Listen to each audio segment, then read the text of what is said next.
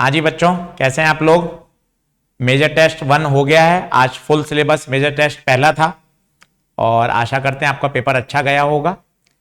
तो पेपर का सॉल्यूशन हम आपके सामने पूरा सॉल्व कर रहे हैं और हमने इस पेपर को 2 पार्ट में डिवाइड किया है broadly, class 12th part, class 11th part. तो क्लास 12th का मैं आपको सॉल्व करके दिखा रहा हूँ और क्लास 11th का परवेज खान सर सॉल्व करेंगे। ठीक है बच्चों, चलिए क्वेश्चन सॉल्व करते हैं। तो पहले क्वेश्चन की बात कर रहे हैं। पहला क्वेश्चन आपको कह रहा है कि 3 वायर आपको दिखाई दे रहे हैं और आपसे पूछा गया है कि नेट फोर्स बताइए किस पर, वायर सी पर। नेट फोर्स बताना है सी पर। तो सबसे पहले तो मुझे क्या फॉर्मूला याद होना चाहिए वो बताइए। आपको याद होना चाहिए था force per unit length between 2 parallel wires, mu naught I1 I2 upon 2 पाई डी, जहां डी होती है 2 पैरेलल वायर के बीच की डिस्टेंस। तो पहला कॉन्सेप्ट तो आपको यह पता होना चाहिए था, F upon L, mu naught I1 I2 upon 2 पाई डी, पहली बात। दूसरी बात क्या पता होनी चाहिए, अगर सेम डायरेक्शन में करंट होती है, सेम डायरेक्शन में अगर करंट होती है तो बताइए वो दोनों वायर आपस में क्या करते हैं, अट्रैक्ट करते हैं। क्या करते हैं, अट्रैक्ट करते हैं, अगर करंट सेम डायरेक्शन में। यह बात ध्यान रखें। बस अब क्वेश्चन सॉल्व हो जाएगा। बताइए सी पर कौन कौन फोर्स लगाएगा, ए भी लगाएगा बी भी लगाएगा। अगर हम बात कर रहे हैं ऑन सी, पहले मैं आपको दिखाता हूं ड्यू टू ए कितना हो जाएगा बताइए, force per unit length due to a, mu naught, पहली करंट आई, दूसरी करंट आई, ए और सी के बीच की दूरी बताइए कितनी आएगी, 3D है। अट्रैक्शन होगा, अट्रैक्शन, ये वाला फोर्स अंदर की तरफ आएगा। ठीक है, अब मैं बात करता हूं on C due to B. ये सोच के बताइए क्या होगा, mu naught current I upon distance B और सी के बीच की दूरी, बी और सी के बीच की दूरी बच्चों कितनी है, 2D। ये भी क्या होगा, अट्रैक्शन। ये किसके कारण, ड्यू टू ए, ये किसके कारण, ड्यू टू बी। बताइए दोनों सेम डायरेक्शन में है, क्या हो जाएगा, ऐड हो जाएगा। ऐड कर लीजिए, सॉल्व कर लें तो नेट फोर्स आ जाएगा। Net force per unit length आपसे पूछा गया है, एफ नेट। दोनों को आप ऐड कर दीजिए, आपका आंसर आ जाएगा। बताइए क्लियर है। आंसर आपका इसका आ रहा है ऑप्शन नंबर 3। तो आसान सवाल था, कॉन्सेप्ट आपको समझ में आना चाहिए। 2 कॉन्सेप्ट पे हमने इसको सॉल्व किया है। पहला, 2 पैरेलल वायर के बीच में लगने वाला force mu naught I1 I2 upon 2 पाई डी, ये फोर्स पर यूनिट लेंथ है, ध्यान दीजिएगा। इसकी जो यूनिट होती है वो न्यूटन पर मीटर है।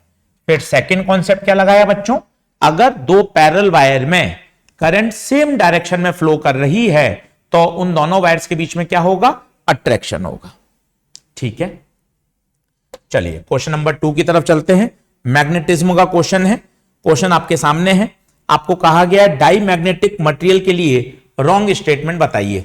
तो मैं रॉन्ग वाले की बात कर लेता हूं, बाकी आपको तीनों याद होने चाहिए, प्रॉपर्टीज हैं। और डाई मैग्नेटिक हम आपको क्लास में भी सिखाते हैं। डाई मैग्नेटिक का जो मैग्नेटिक सब्स्टिट्यूट होती है वो टेम्परेचर पे डिपेंड नहीं करती, टेम्परेचर पे डिपेंड नहीं करती। याद रखिएगा, टेम्परेचर पे डिपेंड नहीं करती है। इसे लिखा है डिक्रीजेस विद टेम्परेचर, जो कि गलत है। आपको गलत स्टेटमेंट छांटना था, ये गलत बात है। ठीक है साहब, आगे बढ़ते हैं। तीसरा क्वेश्चन आपके सामने है, एसी चैप्टर का सवाल है। आपको कहा गया है 0 से पीक तक पहुंचने का लगा समय। तो सबसे पहले तो आप इक्वेशन को कंपेयर करिए, I बराबर I naught sine 50 pi T. इसको मैं कंपेयर कराता हूं, I बराबर I naught sine omega T से। तो ओमेगा मेरे पास सीधा सीधा कितना आ रहा है, 50 पाई। मैं टाइम पीरियड निकाल सकता हूं, क्या आएगा, 2 पाई बाय ओमेगा। तो 2 पाई, ओमेगा कितना 50 पाई, तो टाइम पीरियड आ गया आपका 1/25 सेकेंड। ये टाइम पीरियड आ गया। अब आपसे क्या पूछा गया है, जीरो से पीक तक जाने में समय। आप इसको फेजर से कर सकते हैं, आपको एसएचएम में डायरेक्ट अगर आपको याद हो तो जीरो से पीक तक जाने में, जीरो से ए तक जाने में जो टाइम लगता है वो कितना होता है, T/4। टी आपको पता है, यहां रख दीजिए, आपका आंसर आ जाएगा। एक स्टैंडर्ड सवाल है, आंसर आएगा 10 मिली सेकेंड। चलिए साहब नेक्स्ट क्वेश्चन की तरफ बढ़ते हैं। नेक्स्ट क्वेश्चन आपसे पूछा गया है, पावर डिसिपेटेड बताइए। सर्किट कौन सा है, सर्किट है आपका एक रेजिस्टेंस और एक कैपेसिटर। अच्छा, और एक बढ़िया सवाल है, पावर के क्वेश्चन एसी में ज्यादा पूछे जाते हैं। ये 12 ओम है और कैपेसिटेंस आपका है 2 मिली फैराड। इक्वेशन आपको दे रखी है 195√2 साइन 100t। ठीक है, चलिए अब इस बात को अच्छे से समझिए, इसमें क्या क्या बातें आपको समझने की है और उससे हम इस तरह के काफी क्वेश्चंस को कर सकते हैं। सबसे पहले मुझे पावर पूछी गई है, तो सबसे पहले मुझे क्या करना चाहिए, मैं अलग क्वेश्चन पर आ गया हूं शायद, हाँ चलिए वापस बना देता हूं। एक क्वेश्चन हम आगे जंप कर गए थे, कोई बात नहीं। तो आर आपको दे रखा है, इक्वेशन आपके पास है 195√2 साइन ऑफ 100t। आर आपको दे रखा है 12 ओम और कैपेसिटेंस है आपके पास 2 मिली फैराड। अब देखिए इसमें आपको क्या क्या कॉन्सेप्ट आने चाहिए। सबसे पहले एसी में पावर निकालने का फॉर्मूला क्या होता है। सबसे पहला कॉन्सेप्ट, पावर होती है VRMS IRMS cos फाई, पहला कॉन्सेप्ट। दूसरा, अब मुझे इसको ब्रेक करना चाहिए, ये VRMS है, IRMS को मैं ओम्स लॉ लगा सकता हूं, VRMS upon Z, cos phi power factor होता है R/Z। ये बातें पता होनी चाहिए। अब पावर आ गया साहब आपके पास V² RMS R upon Z²। तो अगर मुझे पावर चाहिए तो आशीष सर मुझे 3 बातें आप दे दीजिए, VRMS दे दीजिए, R दे दीजिए और Z। मैं आपको तीनों सॉल्व करके दिखा देता हूं, फिर तो आपको वैल्यू पुट करनी रहेगी। R तो आपको पता ही है। अब इक्वेशन से कंपेयर करा लेते हैं, V बराबर V0 साइन ओमेगा टी। तो आपके पास V0 आ गया, ओमेगा आ गया। तो जब V0 आपके पास आ गया 195√2, तो बच्चों RMS में तो कोई दिक्कत ही नहीं है, V0/√2 195√2 डिवाइडेड बाय √2, तो ये हो गया आपका 195 वोल्ट। ये RMS तो आपके पास मिल गया। चलिए पहली समस्या क्लियर हो गई। R आपको पता ही है, R आ गया, VRMS आ गया। अब चाहिए Z सर्किट कौन सा है बच्चों, RC सर्किट का Z का फॉर्मूला होता है R² प्लस XC²। अब हमारा हाथ अटकेगा XC में, तो XC क्या है 1/ओमेगा C। ओमेगा बताइए, ओमेगा 100, C 2 मिली फैराड -3। तो देखिए तो ये कितना हो जाएगा, 2 मिली फैराड है, 2 मिली फैराड, तो -3 और 100, तो ये हो जाएगा -1, ऊपर जाएगा तो 10/2, कितना आ जाएगा 5। XC आ गया आपका 5। अब बताइए, यहां हमने वैल्यू ऐसी सेट करी है, पूरा सॉल्व हो रहा है। R है 12, XC है 5, तो Z आ जाएगा 13। इस तरह के सवाल 2 बार बैक टू बैक नीट में आए हैं। कैलकुलेशन इस सवाल में जरूर लेंदी है, पर आपको इससे काफी बातें सीखने को मिलती हैं, इसलिए एक इंपॉर्टेंट प्रोफाइल है एसी सर्किट में पावर डिसिपेशन कैलकुलेट करना। आइए मैं इसको क्विक आपको एक बार फिर से समझा देता हूं कि इसमें मुझे क्या क्या बातें पता होनी चाहिए, और काउंट करिए कितने सारे कॉन्सेप्ट ये आपको सिखा रहा है। सबसे पहले पावर का फॉर्मूला याद होना चाहिए बच्चों, VRMS IRMS cos फाई, पहला। दूसरा, ये आपने IRMS की जगह ओम्स लॉ लगाया, IRMS VRMS बाय Z। तीसरा कॉन्सेप्ट, पावर फैक्टर का फॉर्मूला लगाया, cos फाई बराबर R बाय जेड। चौथा कॉन्सेप्ट, आपने इक्वेशन को कंपेयर किया, आरएमएस का फॉर्मूला लगाया, V RMS V naught by √2। पांचवा कॉन्सेप्ट देखिए, आपने एक्सी का फॉर्मूला लगाया 1/ω/c। छठा कॉन्सेप्ट, सर्किट का आपने इंपीडेंस निकाला, Z बराबर √R² प्लस x²। तो एक बेहतरीन सवाल है जो आपको काफी सारी बातों को रिवाइज कराता है और आपको आगे एसी में बढ़िया कॉन्फिडेंस भी देता है। और सवाल तो बहुत बेसिक भी आते हैं। इनफैक्ट एक बार यही सवाल आ गया 2021 में कि वीआरएमएस का क्या फॉर्मूला होता है, तो सीधा आपको यह याद होना चाहिए वीआरएमएस क्या होता है, 1/√2 times off peak value, 1/√2 times off peak value. चलिए अगले क्वेश्चन की तरफ बढ़ते हैं। तो इसका जो आंसर आ रहा है वो आ रहा है 2700 वॉट। चलिए, तो हमें गलती से उस वाली स्लाइड पर आ गए थे, इसको मैं रेज कर देता हूं। अब आइए, क्या क्वेश्चन कह रहा है। क्वेश्चन कह रहा है आपके पास एक इलेक्ट्रोमैग्नेटिक वेव है जिसमें इलेक्ट्रिक फील्ड ऑसिलेट कर रही है, फ्रीक्वेंसी दे रखी है, इलेक्ट्रिक फील्ड का एम्पलीट्यूड आपको दे रखा है E0। कितना दे रखा है बताइए, 48 वोल्ट पर मीटर। बहुत आसान सवाल है बच्चों, ईएम वेव का एक क्वेश्चन आता ही आता है और हम सभी को पता है एक स्टैंडर्ड फॉर्मूला C बराबर क्या होता है, E बाय बी। C बराबर E bye B.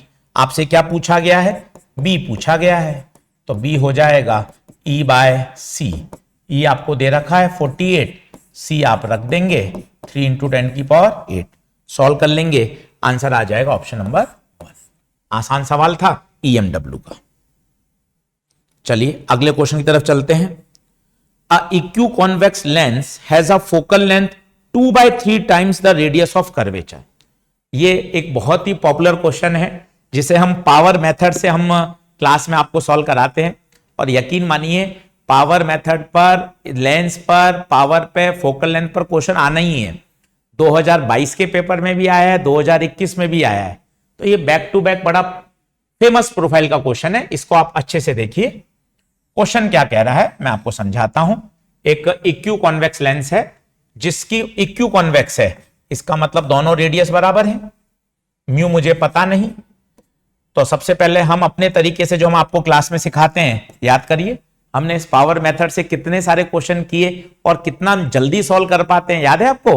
Convex surface की तरफ रेरर होना चाहिए, कह दो कॉन्वेक्स सरफेस की तरफ रेरर होना चाहिए। रेरर है तो पावर पॉजिटिव है, डिफरेंस म्यू -1/r, दो सरफेस है तो इनटू 2, ये आपकी पावर आ गई। अब फोकल लेंथ चाहिए, फोकल लेंथ तो P बराबर होता है 1/f, तो f उल्टा कर दीजिए R/2 ऑफ म्यू -1। ये तो हमने अपने तरीके से निकाल ली, पर क्वेश्चन में दे रखा है, क्वेश्चन में ही दे रखा है कि जो उसकी फोकल लेंथ है, जो उसकी फोकल लेंथ है वो है 2/3 times of radius of curvature. ये क्वेश्चन में गिवन है। अब आप f की अपनी वैल्यू डाल दीजिए, R/2 of mu -1, 2r/3, r से r कैंसिल, 3 = 4 म्यू -1, 4 म्यू -4 उधर भेज दीजिए, तो 4 म्यू 7 म्यू कितना आ जाएगा 7/4। 7/4 बताइए, 4 × 1 = 4, कितना बचा 3, 28, 2 बचा 1.75। 1.75 बताइए, एक अच्छा सवाल है, आना चाहिए। One of the most popular question आपको करना ही है। 1.75। बढ़े अगला 7वां सवाल देखिए। 7वें सवाल में कह रहा है चित्र में प्रिज्म से गुजरती किरण आधार के समांतर है। ओहो, आधार के समानांतर है, याद करिए। अगर आधार के समानांतर है इसका मतलब क्या हुआ, parallel to the base of the prism. इसका क्या मतलब है, इसका मतलब है याद करिए condition of minimum deviation, condition of minimum deviation. हो गया सवाल सॉल्व। देखिए ये 45, ये 45, 90, तो ये 90 होगा, याद करिए। तो ये हो गया आपका ए। याद करिए at the time of minimum deviation A बराबर 2r होता है, तो 90 2r, तो r कितना आ गया 45, r 45 आ गया। अब आप सीधा सीधा स्नेल लॉ लगा दीजिए, टक, ये आपका बेस, ये रे पैरेलल हो गई, ये कितना डिग्री 60 डिग्री, ये कितना है, ये r होता है जो कि कितना आया है 45, बस स्नेल लॉ लगा दीजिए, आंसर आ जाएगा 1 sin 60 equal to mu sine 45, sine 60 √3/2 sine 45 1/√2, 2 से √2 कैंसिल कर देंगे तो म्यू आ जाएगा √3/। प्रिज्म का सवाल है और कंडीशन ऑफ मिनिमम डेविएशन, तो आपको ये वाली बात याद होनी चाहिए बच्चों। अगर क्वेश्चन में लिखा रहे जो रिफ्रैक्टेड रे है वो बेस ऑफ द प्रिज्म के पैरेलल हो जाए तो इसे कहा जाता है कंडीशन ऑफ मिनिमम डेविएशन, और इस समय ए बराबर क्या हो जाता है 2r। बोलिए क्लियर है क्या बात? चलिए अगले क्वेश्चन की तरफ बढ़ते हैं। अगला क्वेश्चन 8वां सवाल है, कैपेसिटर का क्वेश्चन है, आसान है, कर सकते हैं। वो कह रहा है जब एयर भरी हुई थी उस समय इसका कैपेसिटेंस था C, ये बात है पहले की, ये बात है पहले की। अब आपने इसमें डाइलेक्ट्रिक भर दिया तो आपको दिखाई दे रहा होगा अब कितने कैपेसिटेंस बनेंगे, 2 कैपेसिटेंस बनेंगे C1 और C2।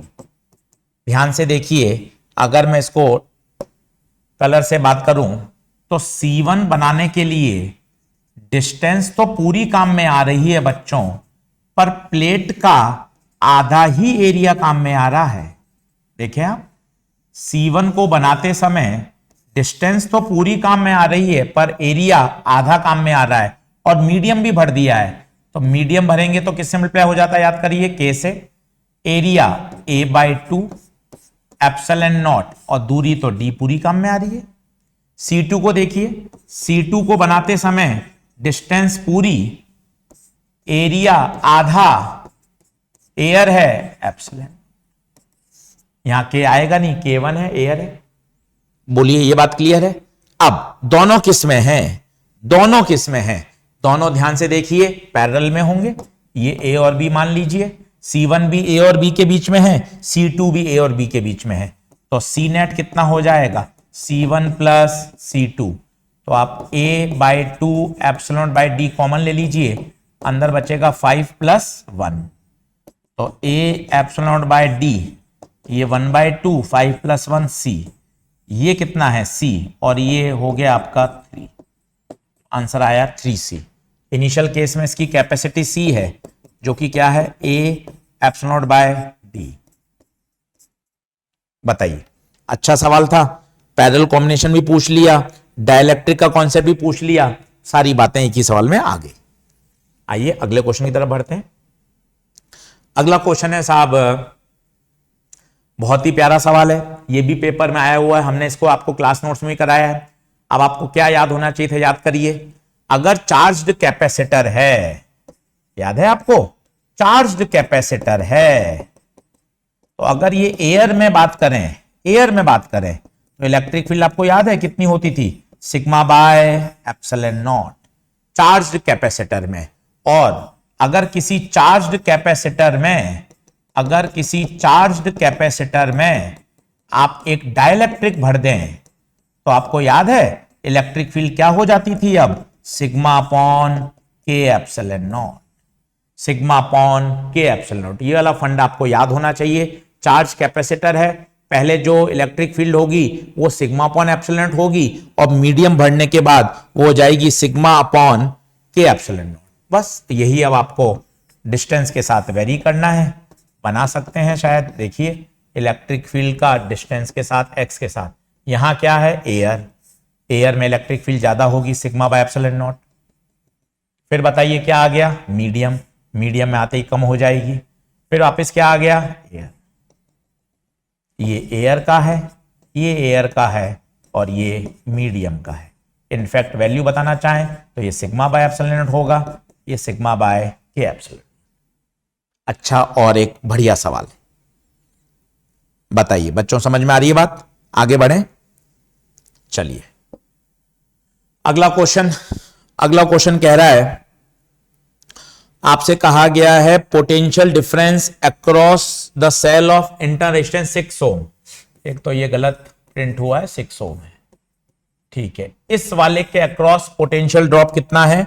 0 है। इसके अक्रॉस पोटेंशियल ड्रॉप कितना है? 0 है। तो आपसे पूछा गया है, बताइए आर की वैल्यू क्या होगी। ठीक है, आर की वैल्यू है किसकी पूछी? अच्छा, आर ही पूछा है, ठीक है। तो पहले तो मुझे आप बताइए, स्टेप नंबर 1, सर्किट में फ्लो होने वाली करंट क्या होगी? सर्किट में फ्लो होने वाली करंट, दोनों सेल सीरीज में है तो 2E, टोटल रेजिस्टेंस कितना हो जाएगा बेटे? 6 + 2 + R, तो हो जाएगा 2E अपॉन 8 + R। बताओ, ये बात क्लियर है? ये सर्किट में फ्लो होने वाली करंट हो गई, दोनों सेल सीरीज में लगे हुए हैं। स्टेप नंबर 2, किसकी बात कर रहा है? वो उस सेल की बात कर रहा है जिसका रेजिस्टेंस कितना है? 6 ओम, ये E। अब वो कह रहा है इसके अक्रॉस आपका जो पोटेंशियल ड्रॉप है वो क्या है? 0 है। इसके अक्रॉस पोटेंशियल ड्रॉप कितना है? 0। याद करिए पोटेंशियल ड्रॉप क्या होगा? E माइनस IR, ये इसका इंटरनल रेजिस्टेंस है, E माइनस IR, ये कितना है? 0। E है, I बताइए, I 2E upon 8 + R into R कितना है? 6। This should be equal to 0। इसको आप सॉल्व कर दीजिए, ट्रांसफर कर दें, E बराबर 2E अपॉन 8 + R इंटू 6। आपको ये वाली बात समझ में आ गई? पोटेंशियल ड्रॉप याद करिए, पोटेंशियल ड्रॉप एक सेल के अक्रॉस जो TPD आता है, याद करिए, during discharging, E minus IR होता है। और ये क्वेश्चन में गिवन था 0 है, ठीक है। तो E से E कैंसिल हो गया, 8 + R इक्वल टू 12, तो R बराबर आ जाएगा 12 - 8, R कितना आ जाएगा? 4। R कितना आ जाएगा? 4। बोलिए, अच्छा क्वेश्चन है, आपको आना चाहिए। बढ़ते हैं अगले सवाल की तरफ। अगला सवाल भी एक बढ़िया सवाल है और इसको ध्यान से आप पढ़िए, क्या कह रहा है? वो कह रहा है 2 आइडेंटिकल बल्ब लगे हुए हैं और पैरेलल हैं, बहुत बढ़िया। अमीटर वोल्टमीटर आइडियल है, ठीक है, ये तो पहले की कंडीशन है। और जब B2 फ्यूज हो जाता है तो बताइए क्या होगा?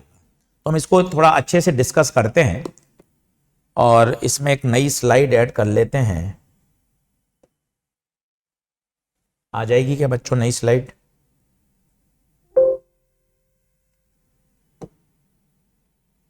एक बार देख लेते हैं नई स्लाइड। मुझे इस सवाल के बाद एक नई स्लाइड डालनी है, न्यू स्लाइड, बहुत बढ़िया, ठीक है। चलिए साहब, न्यू स्लाइड आ चुकी है।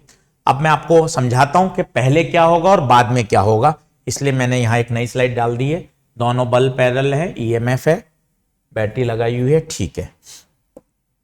चलिए साहब, तो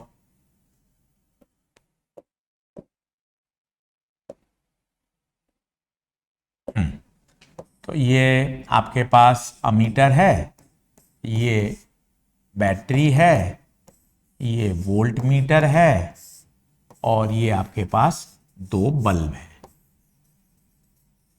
दोनों बल्ब आइडेंटिकल हैं, ऐसा क्वेश्चन में दे रखा है। मैं एक बार चेक कर लेता हूं। दोनों बल्ब आइडेंटिकल हैं, बिल्कुल ठीक है। ये तो है पहले की बात। अब इसको फटाफट से आप डिस्कस करिए। ये R है, ये R है, दोनों पैरेलल में हैं, तो बताइए R इक्विवेलेंट कितना होगा? R इक्विवेलेंट कितना होगा? R/2। क्लियर है पहली बात। फिर करंट कितनी आएगी बताइए? नेट करंट, ओम्स लॉ लगा दीजिए, E/R, तो करंट आ गई 2E/R, ठीक है। अब ध्यान से देखिएगा, अच्छा क्वेश्चन है। यहां से करंट निकली आपकी 2E/R, क्या यही रीडिंग ऑफ अमीटर है? बिल्कुल यही रीडिंग ऑफ अमीटर है। अच्छा सवाल है, ध्यान से देखिए। यहां करंट आएगी, कितने पार्ट में डिवाइड होगी? 2 पार्ट में डिवाइड होगी। E by R, E by R, E by R, E by R. बोलिए क्लियर है? दोनों आइडेंटिकल बल्ब हैं। अब मुझे इसके अक्रॉस वोल्टेज नापना है। बताइए वोल्टेज की रीडिंग क्या होगी, वोल्ट मीटर की रीडिंग क्या होगी? क्या नापेगा? Potential drop I into R, I into R. I कितना? E by R into R. तो रीडिंग ऑफ वोल्ट मीटर क्या आ गई? ई। बच्चों ये तो हो गई पहले की बात।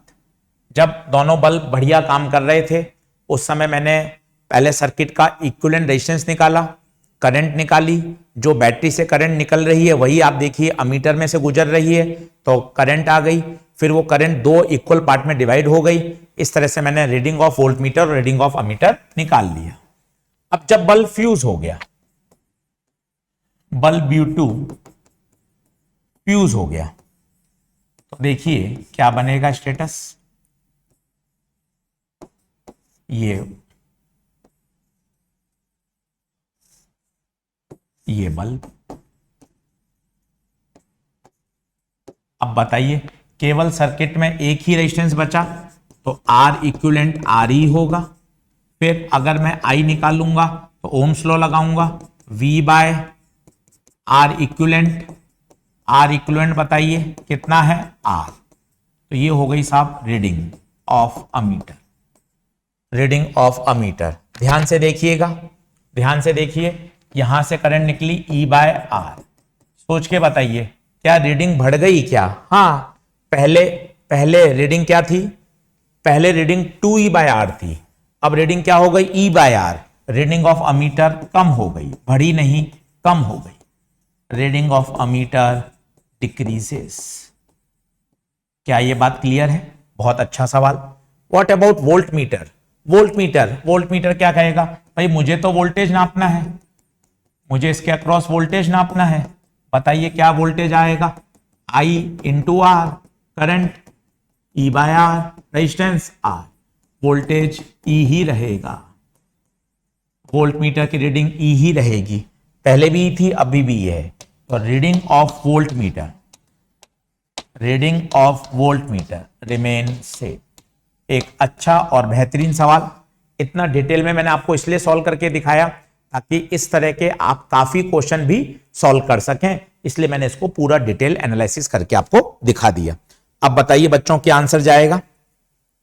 Reading of ammeter will decrease but reading of voltmeter will remain same. तो ऑप्शन नंबर 3 जाएगा, ऑप्शन नंबर 3। अच्छा और एक बढ़िया सवाल। चलिए साहब अब आते हैं मॉडर्न फिजिक्स के क्वेश्चन पर। मैंने आपको कहा था कि बाइंडिंग एनर्जी का कॉन्सेप्ट बहुत फेमस है बच्चों, इस पर क्वेश्चन आना ही है। किसी भी रिएक्शन में मैंने आपको सिखाया है, अगर रिएक्शन एक्सोथर्मिक है, अगर एनर्जी रिलीज हो रही है तो एनर्जी हमेशा बाइंडिंग एनर्जी किसकी ज्यादा होती है? प्रोडक्ट्स की ज्यादा होती है अगर एक्सोथर्मिक रिएक्शन है। आप ध्यान से देखिए क्या हो रहा है, ए टूट रहा है किसमें? बी और सी में। ठीक है, ए का मास नंबर कितना है? 220। मास नंबर ए का है 220, बी और सी का है 105 और 115। ठीक है, बाइंडिंग एनर्जी पर न्यूक्लियन दे रखी है, पर न्यूक्लियन ए की 5.6 और इसकी दे रखी है बी और सी की 6.4। बच्चों ये बाइंडिंग एनर्जी पर न्यूक्लियन है। मुझे तो बाइंडिंग एनर्जी चाहिए, तो बताइए ए से मल्टीप्लाई कर दूं 5.6 इंटू 200, ये हो गई साहब रिएक्टेंट की बाइंडिंग एनर्जी। इसमें बताइए 6.4 इंटू 105, 6.4 इंटू 115, ये कौन है? प्रोडक्ट। और याद रखिए अगर एनर्जी रिलीज हो रही है तो हमेशा बाइंडिंग एनर्जी ऑफ प्रोडक्ट ज्यादा होगी, binding energy of product minus binding energy of reactant. अच्छा और फेमस सवाल है, इस साल जेईई मेन में भी पूछा गया है, अच्छा प्रोफाइल है। बढ़ते हैं आगे, सॉल्व कर लेंगे कैलकुलेशन में। अब आते हैं नेक्स्ट, आइंस्टीन इक्वेशन। अगेन एक पॉपुलर प्रोफाइल, अगेन एक most famous topic, Einstein equation, photoelectric effect. Question आना ही है, क्वेश्चन आना ही है। याद करिए क्या पूछा गया है, मैक्सिमम स्पीड। आपको क्या दे रखा है, दो फोटोन आ रहे हैं, पहले आ रहा है फोटोन 3.8 का और दूसरी बार फोटोन आ रहा है 1.4 का। ठीक है, यहां वर्क फंक्शन कितना दे रखा है, वर्क फंक्शन दे रखा है आपको 0.6। ठीक है, यहां वर्क फंक्शन कितना दे रखा है आपको 0.6। सोच के बताइए, 3.8 आ रहा है और 0.6 वर्क फंक्शन में काम आ गया, तो यहां से जो इलेक्ट्रॉन निकलेगा उसकी जो मैक्सिमम काइनेटिक एनर्जी होगी वो कितनी होगी, 3.8 माइनस 0.6 दैट इज 3.2। यहां सोच के बताइए कि जो इलेक्ट्रॉन निकलेगा उसकी मैक्सिमम काइनेटिक एनर्जी 1.4 आया, 0.6 खर्च हो गया तो 0.8। तो पहले केस में जो काइनेटिक एनर्जी है वो है आपके पास 3.2, दूसरे केस में जो काइनेटिक एनर्जी है वो है 0.8। खत्म। अब इसकी जगह फॉर्मूला खोल लीजिए, half M V square, V max ही आएगा बट ऑब्वियस है, और ये पॉइंट से पॉइंट कटेगा, ये आ जाएगा 4। तो ये कटा, ये कटा, ये कटा, स्क्वायर रूट ले लीजिए, तो V max 1 upon V max 2, speed का रेशियो वो आ जाएगा 2:1, 2:1, आंसर आएगा 2:1। इंपॉर्टेंट प्रोफाइल है, मान के चलिए बच्चों, फोटो इलेक्ट्रिक इफेक्ट पर 100% क्वेश्चन आना ही है। न्यूक्लियर फिशन, बाइंडिंग एनर्जी, इन पर क्वेश्चन आता ही आता है। चलिए अगले क्वेश्चन की तरफ बढ़ते हैं। क्वेश्चन नंबर 14, बहुत बढ़िया असर्शन रीजन का सवाल है। लगातार A&R के क्वेश्चन हम आपको हर पेपर में दे रहे हैं, सभी पार्ट टेस्ट में, 11th के फुल सिलेबस में, 12th के फुल सिलेबस में हमने आपको A&R की प्रैक्टिस कराई है, और जितने भी अब मेजर टेस्ट होंगे उसमें भी लगातार आपको क्वेश्चन हम A&R के देते जा रहे हैं। क्वेश्चन बहुत अच्छा है, वो कह रहा है Davisson Germer experiment establish the wave nature of electron. बिल्कुल सही बात है, सबसे पहले डेविसन जर्मर ने ही एक्सपेरिमेंटली वेरीफाई किया था। If electrons have wave nature they can interfere and show diffraction. बिल्कुल सही बात है, अगर वेव नेचर है तो पक्का वो डिफ्रैक्शन को तो एग्जिबिट करेगा ही करेगा। तो आपसे यही पूछा गया है कौन से कथन सही हैं, दोनों ही कथन सही हैं, both statement 1 and 2 are true, तो आंसर जाएगा 1, both statement 1 and 2 are true, दोनों ही बात बिल्कुल सही है। अगला एटम स्ट्रक्चर सवाल है। देखिए पेपर बैलेंस है, मॉडर्न फिजिक्स के हमने क्वेश्चन दिए हैं, तो आप देखिए सबसे दिया है, एक आपको फोटो इलेक्ट्रिक का दे दिया, एक मैटर वेव्स का दे दिया, एक न्यूक्लियर फिजिक्स का दे दिया, ये एटम स्ट्रक्चर का है। पेपर बिल्कुल बैलेंस है। इसी तरह का पेपर आता है मैग्नेट के भी, देखो आप 2 क्वेश्चन मैग्नेट के दिए, फिर एसी के आ गए, हर चैप्टर से और बिल्कुल बैलेंस के हिसाब से, जैसा पिछले 5 साल का ट्रेंड रहा है उसी हिसाब से हम पेपर को सेट कर रहे हैं। अब आप देखिए क्या कह रहा है, स्पीड आपसे पूछी गई है, ratio of speed of electron. ठीक है, तो अब आपको स्पीड का डिपेंडेंसी आपको याद होनी चाहिए। स्पीड की डिपेंडेंसी होती थी Z/n। मैं आपको कहता था तीन डिपेंडेंसी आपको याद होनी चाहिए, रेडियस की, वेलोसिटी की और एनर्जी की, यही सबसे फेमस है। अब आपसे वेलोसिटी की पूछी गई है, ठीक है साहब, और ratio of speed of electron third orbit to the speed of electron third orbit. अच्छा, ऑर्बिट तो सेम हो गया, दोनों ही थर्ड ऑर्बिट की बात कर रहे हैं, तो ऑर्बिट तो सेम हो गया, तो डिपेंडेंसी सीधी सीधी किस पर हो गई, जेड पर। जेड कौन होता है बेटे, एटॉमिक नंबर। जेड कौन होता है बेटे, एटॉमिक नंबर। किस किस का रेशियो पूछा गया है, ऊपर हीलियम है और नीचे हाइड्रोजन है, ऊपर है हीलियम और नीचे है हाइड्रोजन। हीलियम का जेड बताइए 2, हाइड्रोजन का 1, तो आंसर आ गया 2:1। आसान सवाल था, डिपेंडेंसी आपको याद होनी चाहिए, ऑप्शन नंबर। चलिए अगले क्वेश्चन की तरफ बढ़ते हैं। तो ये एक रेडियो एक्टिविटी सवाल है, अल्फा बीटा गामा आपको याद होने चाहिए और कर भी लिया होगा आपने। खूब इस तरह के क्वेश्चन हमने आपको ईएलपी में, पेपर में, क्लास नोट्स में खूब कराए हैं। और ये जो प्रोफाइल है वो भी बहुत पॉपुलर है, बीटा माइनस अल्फा और गामा। ठीक है, मास नंबर डी दे रखा है 182 और ये दे रखा है 74। मुझे नहीं लगता इस क्वेश्चन की सॉल्यूशन की आवश्यकता है, आपने कर लिया होगा, फिर भी मैं आपको एक्सप्लेन कर देता हूं। जब अल्फा डीके होता है तो मास नंबर में 4 की कमी आती है और एटॉमिक नंबर में 2 की कमी आती है। बताइए, मास नंबर 4 से कम होगा तो 178, अल्फा एटॉमिक नंबर 2 से कम होगा। बीटा में ऊपर मास नंबर में कोई फर्क नहीं पड़ता, बीटा माइनस है, 1 बढ़ जाता है। अल्फा फिर 4 की कमी आएगी, नीचे 2 की कमी आएगी। गामा में तो कुछ भी नहीं होता बेटे, कुछ भी नहीं बदलेगा, तो आंसर आएगा 174 और 71, 174 और 71। चलिए आगे इलेक्ट्रोस्टैट्स पे सवाल पे आ गया। ये भी एक अच्छा सवाल है। आपको हमने कहा था कि 2 प्रोफाइल बड़ी फेमस होती हैं, पोटेंशियल से इलेक्ट्रिक फील्ड निकालना और इलेक्ट्रिक फील्ड से पोटेंशियल निकालना। तो यहां आपसे कहा गया है पोटेंशियल आपको दे रखा है और इलेक्ट्रिक फील्ड निकालनी है। आपने कर लिया होगा और लापरवाही अगर करी होगी तो आपका गलत हुआ होगा। बाकी फिजिक्स में ज्यादा इसमें कठिनाई नहीं है, क्योंकि पोटेंशियल एक्स वाई जेड तीनों का फंक्शन है। तो इलेक्ट्रिक फील्ड आपको 3 कंपोनेंट निकालने पड़ेंगे। आपको याद भी आ गया होगा, हमें पार्शियल डिफरेंशिएशन यूज करना पड़ता है। प्लीज इसको क्लास नोट से पूरा अच्छे से रिवाइज करिए, क्योंकि ये एक पॉपुलर प्रोफाइल है। एक्स वाई जेड तीनों का फंक्शन है, पार्शियल डिफरेंशिएशन लगाना पड़ेगा।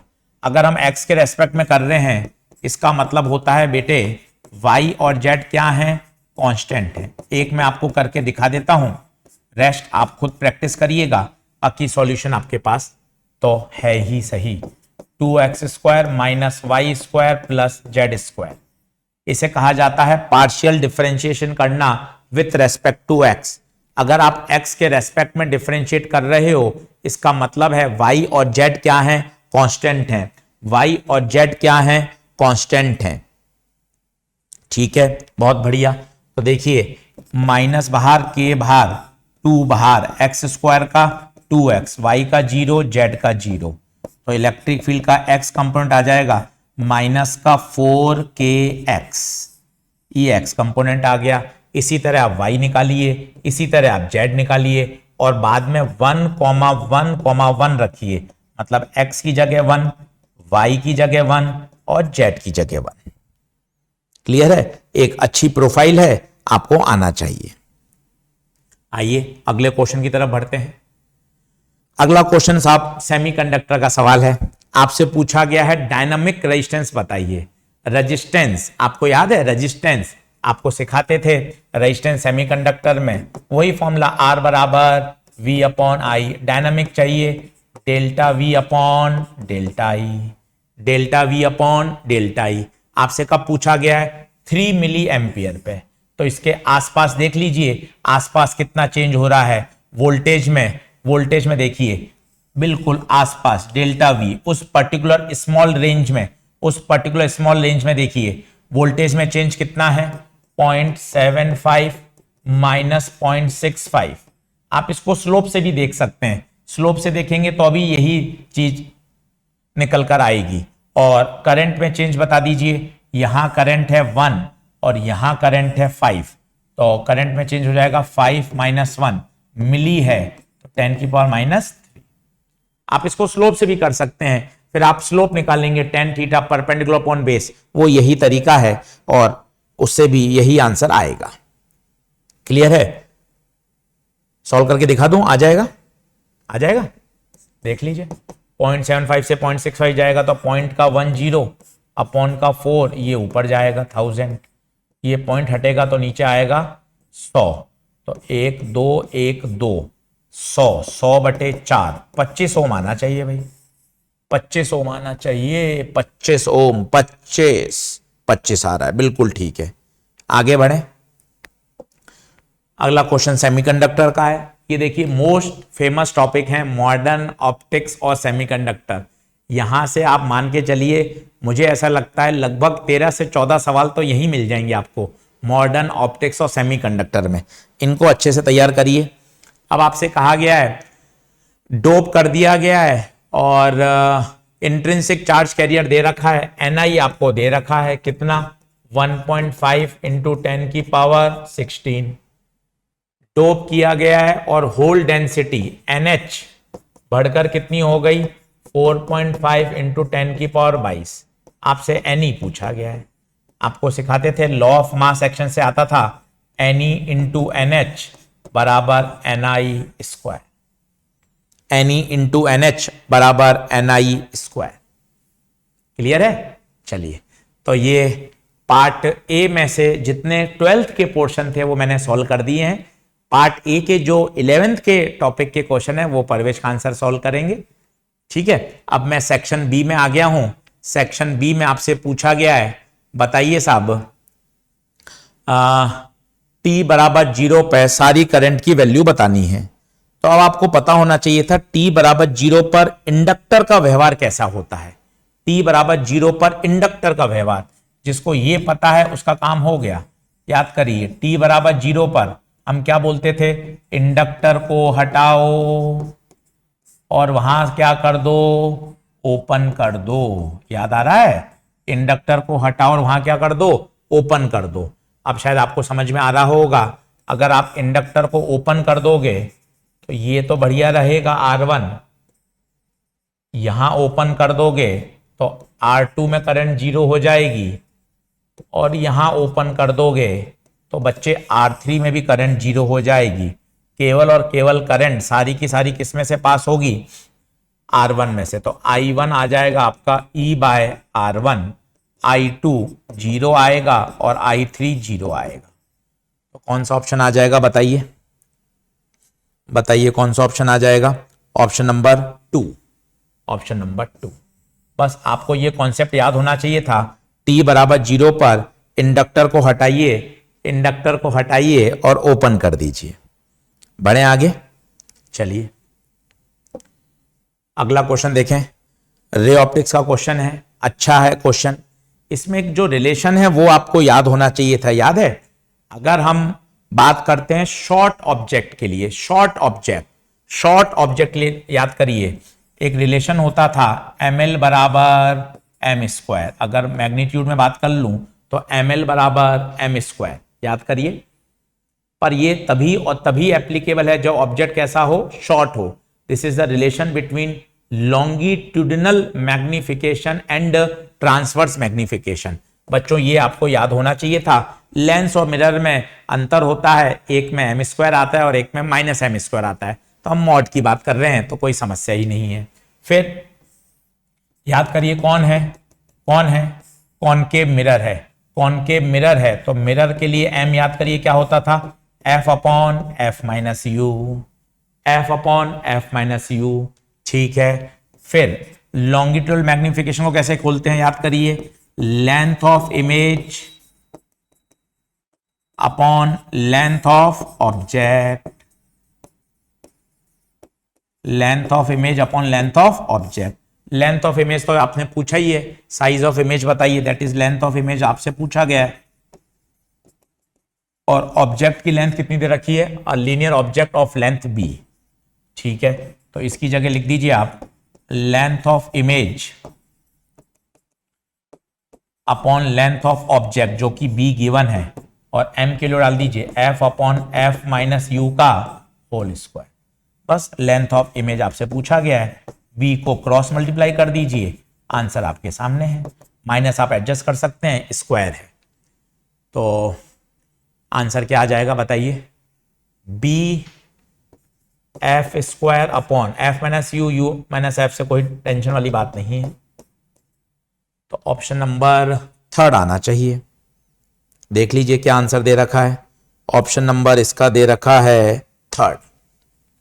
क्लियर है, तो ये वाला कॉन्सेप्ट आपको पता होना चाहिए था। और मिरर के केस में जो m का फॉर्मूला है वो आपको पता होना चाहिए था, f upon f minus you. आइए अगले क्वेश्चन की तरफ बढ़ते हैं। अगला क्वेश्चन क्या कह रहा है, अगला क्वेश्चन कह रहा है, YDAC का सवाल है। YDAC भी एक फेमस टॉपिक है और अगर आप पिछले 8 से 10 साल का ट्रैक रिकॉर्ड देखें तो मुझे ऐसा याद है हर साल वाईडीएसई पे तो क्वेश्चन आता ही आता है। अब आपसे कह क्या रहा है वो देखिए। इन वाईडीएसई आपको रिजल्टेंट इंटेंसिटी बतानी है at a point where path difference is lambda by 6।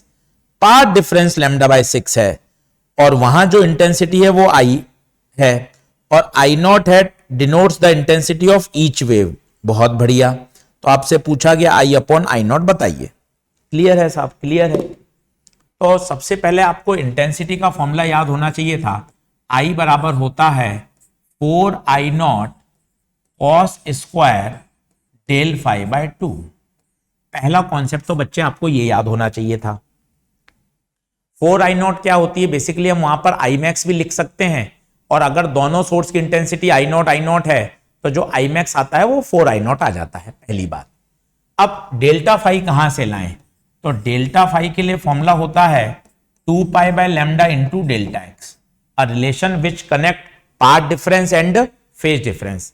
अच्छा और बढ़िया सवाल है। तो आपको डेल्टा एक्स कितना दे रखा है? Lambda by 6। तो 2 pi by lambda into lambda by 6, तो ये हो गया साहब आपका पाई बाय 3। पाई बाय 3 का मतलब कितना डिग्री हो गया? 60 डिग्री हो गया बच्चों। तो ये हो गया 4I नॉट कॉस स्क्वायर 60/2, ये हो गया 30 डिग्री। तो 4I नॉट कॉस 30 √3/2 का स्क्वायर। तो 4I नॉट √3 का स्क्वायर 3, 2 का स्क्वायर 4I। 4 से 4 कट गया। आपसे पूछा गया है क्या बताइए? I अपॉन आई नॉट बताइए। तो ये आएगा 3:1। 3:1 आना चाहिए। एक अच्छा सवाल है, अच्छे से आप इसको समझिए और इस तरह का क्वेश्चन जरूर करिए। एक बेहतरीन प्रोफाइल है। आंसर आएगा 3:1, ऑप्शन नंबर 2। चलिए साहब नेक्स्ट क्वेश्चन पे चलते हैं। Question number 39। ये भी एक बढ़िया सवाल है, पोटेंशियोमीटर का क्वेश्चन है। पोटेंशियोमीटर में मैंने आपको एक ही तरीका सिखाया है। क्या? सबसे पहले एक्स निकालो। सबसे पहले एक्स निकालो। मैंने आपको यही तरीका सिखाया है और एक्स के भी 3 स्टेप होते हैं। एक्स के 3 स्टेप होते हैं और इसके बाद एक ही फॉर्मूला लगता है सेकेंडरी सर्किट के लिए। सेकेंडरी सर्किट के लिए E बराबर XL। ये कौन सा ईएमएफ होगा? जो सेकेंडरी सर्किट में होगा। ये अगर आपको कॉन्सेप्ट याद है तो आप पोटेंशियोमीटर के किसी भी सवाल में आपको डरना नहीं है, कहीं भी घबराने की जरूरत नहीं पड़ेगी। आइए सॉल्व कर लेते हैं। सबसे पहले होता है पहला स्टेप करंट निकालना। प्राइमरी सर्किट की करंट निकाल लीजिए। ये 9 वॉट नहीं है, 9 ओम है। ठीक है। और टोटल वायर की लंबाई 10 है, ये भी 1 ओम है। चलिए तो निकाल लीजिए। आई 5 और सर्किट का पूरा रेजिस्टेंस कितना हो जाएगा? 9 ओम और 1 ओम। 9 + 1 तो 5/10, ये हो जाएगा 1/2 एम्पियर। फिर मैंने आपको कहा था voltage drop across the resistance potentiometer wire के अक्रॉस आई 1/2। RAB पूरे का रेजिस्टेंस बताइए कितना दे रखा है? 9 ओम। तो ये आ गया साहब आपका 4.5 वोल्ट। फिर potential gradient voltage drop across the wire upon total length, तो 4.5 डिवाइडेड बाय टोटल लंबाई। टोटल लंबाई देखिए, टोटल लंबाई कितनी है? 10। ये आ गया साहब आपका x। तो पहला काम बच्चे हमेशा क्या निकालना चाहिए? x निकालना चाहिए। और x के मैंने आपको पढ़ाया है, x निकालने के 3 स्टेप फॉलो करिए, कभी परेशानी नहीं आएगी। अब लगा दीजिए E बराबर XL। अब आप कहेंगे आशीष सर यहां तो 2 सेल हैं। अरे बच्चे दोनों सेल पैरेलल में हैं। 2 सेल पैरेलल में और ईएमएफ सेम है तो इनका नेट भी तो E ही तो आएगा। नेट तो E ही आएगा। x बता दो, x बता दो। गायब क्या है?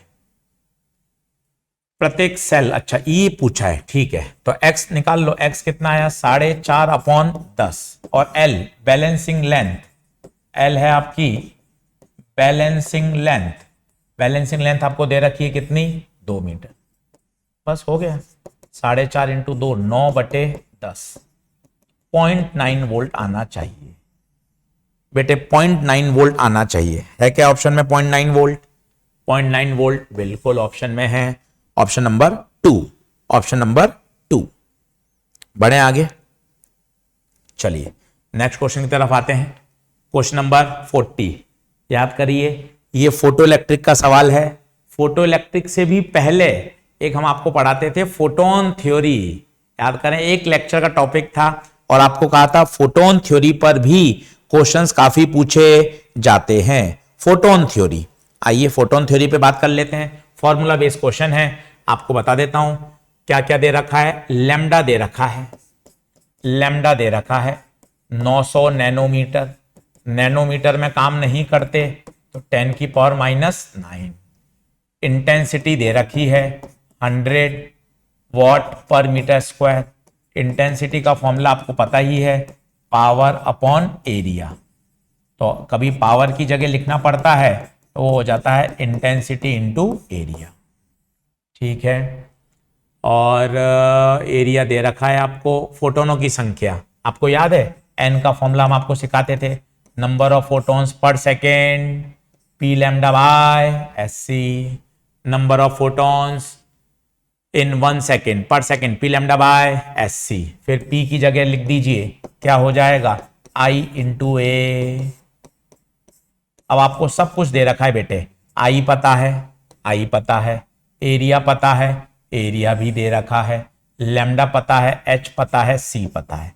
सॉल्व करेंगे आपके पास आ जाएगा number of photons in 1 second. बोलिए क्लियर है? अच्छा सवाल है, पॉपुलर क्वेश्चन है। चलिए अब अगले क्वेश्चन की तरफ चलते हैं। ये एक बेहतरीन सवाल है इलेक्ट्रो के। दो मैंने क्वेश्चन दिए थे इलेक्ट्रो के, दोनों ही अच्छे सवाल थे। एक एनसीईआरटी का है, वो भी आगे आ जाएगा, और ये भी एक अच्छा सवाल है डिस्टेंस ऑफ क्लोजेस्ट अप्रोच का। आइए इसको समझते हैं क्या कह रहा है। कह रहा है एम द्रव्यमान के दो कण हैं जो प्रत्येक पर आवेश Q है। दो ये है एम, दोनों पे चार्ज है Q, ठीक है। Initially one is at rest on a smooth horizontal plane and the other is projected along the from a large distance. काफी लार्ज डिस्टेंस से आपने इसको प्रोजेक्ट कर दिया विद द स्पीड v। तो अगर आप ध्यान से देखेंगे, इस समय की अगर मैं सिस्टम की एनर्जी लिखना चाहूं तो बताइए, काइनेटिक एनर्जी इसके पास कितनी है, हाफ mv² प्लस इसके पास 0 है, लिखा हुआ initially one is at rest, ये रेस्ट में था इनिशियली। अगर हम पोटेंशियल एनर्जी की बात करें तो k q q, दूरी लार्ज है, इसका मतलब इनिशियल पोटेंशियल एनर्जी 0। ये तो है साहब आपकी इनिशियल, मैंने काइनेटिक और पोटेंशियल निकाल ली। अब इस सवाल में खास बात क्या है बच्चों, वो देखिए। अगर ये रेस्ट में होता, रेस्ट में तो है ही, इन केस ये अगर फिक्स होता तो पता है क्या होता, फिक्स होता तो ये तो हिल नहीं सकता था। तो जैसे से पास आता कोलंबिक रिपल्शन की वजह से केवल ये रिटार्ड होता, केवल ये रिटार्ड होता। जो हम क्लास में पढ़ते हैं वो मैंने आपको मॉडर्न में भी सिखाया था, डिस्टेंस ऑफ क्लोजेस्ट अप्रोच का। पर इसमें क्या है, ये फिक्स नहीं है, ये फिक्स नहीं है। तो क्या होगा, कोलंबिक रिपल्शन होगा, ये इसको रिपेल करेगा पीछे की तरफ, सेम यही ये क्यू क्यू को इधर रिपेल करेगा। तो इस रिपल्शन के कारण ये वाला तो बेटे रिटार्ड होगा और इस फोर्स के कारण ये बेटे एक्सिलरेट करेगा। यही इस सवाल का पंच है। अगर दूसरा चार्ज पार्टिकल फिक्स होता तो केवल वो वाला पार्टिकल धीरे धीरे धीरे धीरे धीरे धीरे रिटार्ड होता जाता, उसकी स्पीड क्या हो जाती, एक समय 0 हो जाती और वो डिस्टेंस ऑफ क्लोजेस्ट अप्रोच होती और उसके अगले ही क्षण वो वापस लौट जाता। पर इसमें इस बार ये फिक्स नहीं है, रेस्ट में है, फिक्स नहीं है। तो कोलंबिक रिपल्शन से जो पहले वाला पार्टिकल है वो तो रिटार्ड हो रहा है, क्योंकि उस पे वेलोसिटी और फोर्स अपोजिट डायरेक्शन में है, जबकि ये तो रेस्ट में है। इस फोर्स के जैसे क्या करेगा, एक्सीलरेट करेगा। और याद करिए, जब इनके बीच की दूरी मिनिमम होगी, क्योंकि होगा क्या, ये तो धीरे धीरे धीरे धीरे पहले वाले की तो वेलोसिटी क्या होगी, कम होगी और दूसरी वाले की बढ़ेगी। एक समय ऐसा आएगा जब दोनों की वेलोसिटी बराबर हो जाएगी। आप इसको कंजर्वेशन ऑफ मोमेंटम से निकाल सकते हैं, कंजर्वेशन ऑफ मोमेंटम से निकाल सकते हैं। जब दोनों की वेलोसिटी बराबर हो जाएगी, उस समय उस समय इन दोनों के बीच की दूरी मिनिमम होगी। ऐसा क्वेश्चन आपको WP में भी करवाते थे, याद करिए, दो ब्लॉक के बीच में जब स्प्रिंग जुड़ी होती है तो कंजर्वेशन ऑफ मोमेंटम से आप V/2 लगा सकते हो। कभी कभार इसमें थ्योरेटिकल प्रश्न ये भी बन जाता है, क्या इसमें कंजर्वेशन ऑफ मोमेंटम और कंजर्वेशन ऑफ मैकेनिकल एनर्जी दोनों वैलिड है? हां, दोनों वैलिड है। पहला, क्योंकि केवल कंजर्वेटिव फोर्सेस लग रहे हैं तो कंजर्वेशन ऑफ मैकेनिकल एनर्जी है, और आपने सिस्टम पे कोई एक्सटर्नल फोर्स नहीं लगाया है, इसलिए कंजर्वेशन ऑफ लीनियर मोमेंटम भी वैलिड है। क्योंकि ये जो कूलम्बिक फोर्स है, इस पूरे को अगर आप सिस्टम मानोगे तो ये कूलम्बिक फोर्स पूरे का पूरा क्या हो जाएगा? इंटरनल। परंतु अगर दूसरा चार्ज पार्टिकल फिक्स होता, जो हम लोग मॉडर्न फिजिक्स में पढ़ाते हैं, उसमें कंजर्वेशन ऑफ मोमेंटम नहीं लग सकता था, क्योंकि आपने उसको फिक्स करा हुआ है, मतलब किसी एक्सटर्नल एजेंट ने उसको पकड़ रखा है। नहीं तो बच्चों, कूलम्बिक रिपल्शन की वजह से अगर पहला रिटार्ड हो रहा है तो दूसरा उस रिपल्शन की वजह से आगे भागेगा, वो एक्सीलरेट करेगा। तो इस सिचुएशन में कंजर्वेशन ऑफ मोमेंटम भी एप्लीकेबल है और कंजर्वेशन ऑफ मैकेनिकल एनर्जी भी लागू होगी, क्योंकि केवल कंजर्वेटिव फोर्सेस लग रहे हैं, केवल कूलम्बिक फोर्स लग रहा है और पूरे सिस्टम के लिए कोई एक्सटर्नल फोर्स नहीं है। बस इस समय जो दूरी होगी वो मिनिमम होगी। अब बताइए, अब फाइनल एनर्जी लिख दीजिए। टोटल एनर्जी क्या होगी?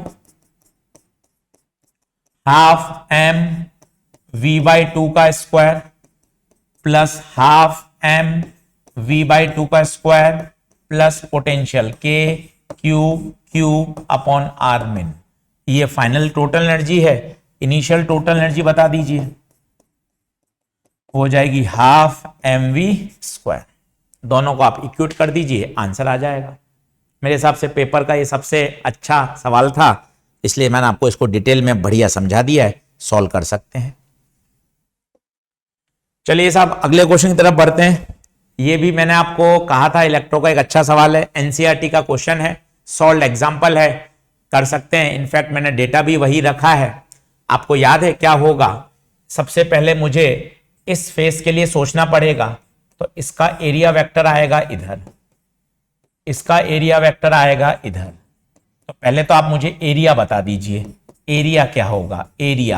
एरिया होगा साइड का स्क्वायर, साइड है 0.1 का स्क्वायर। पहली बात ये तो हो गया साहब एरिया।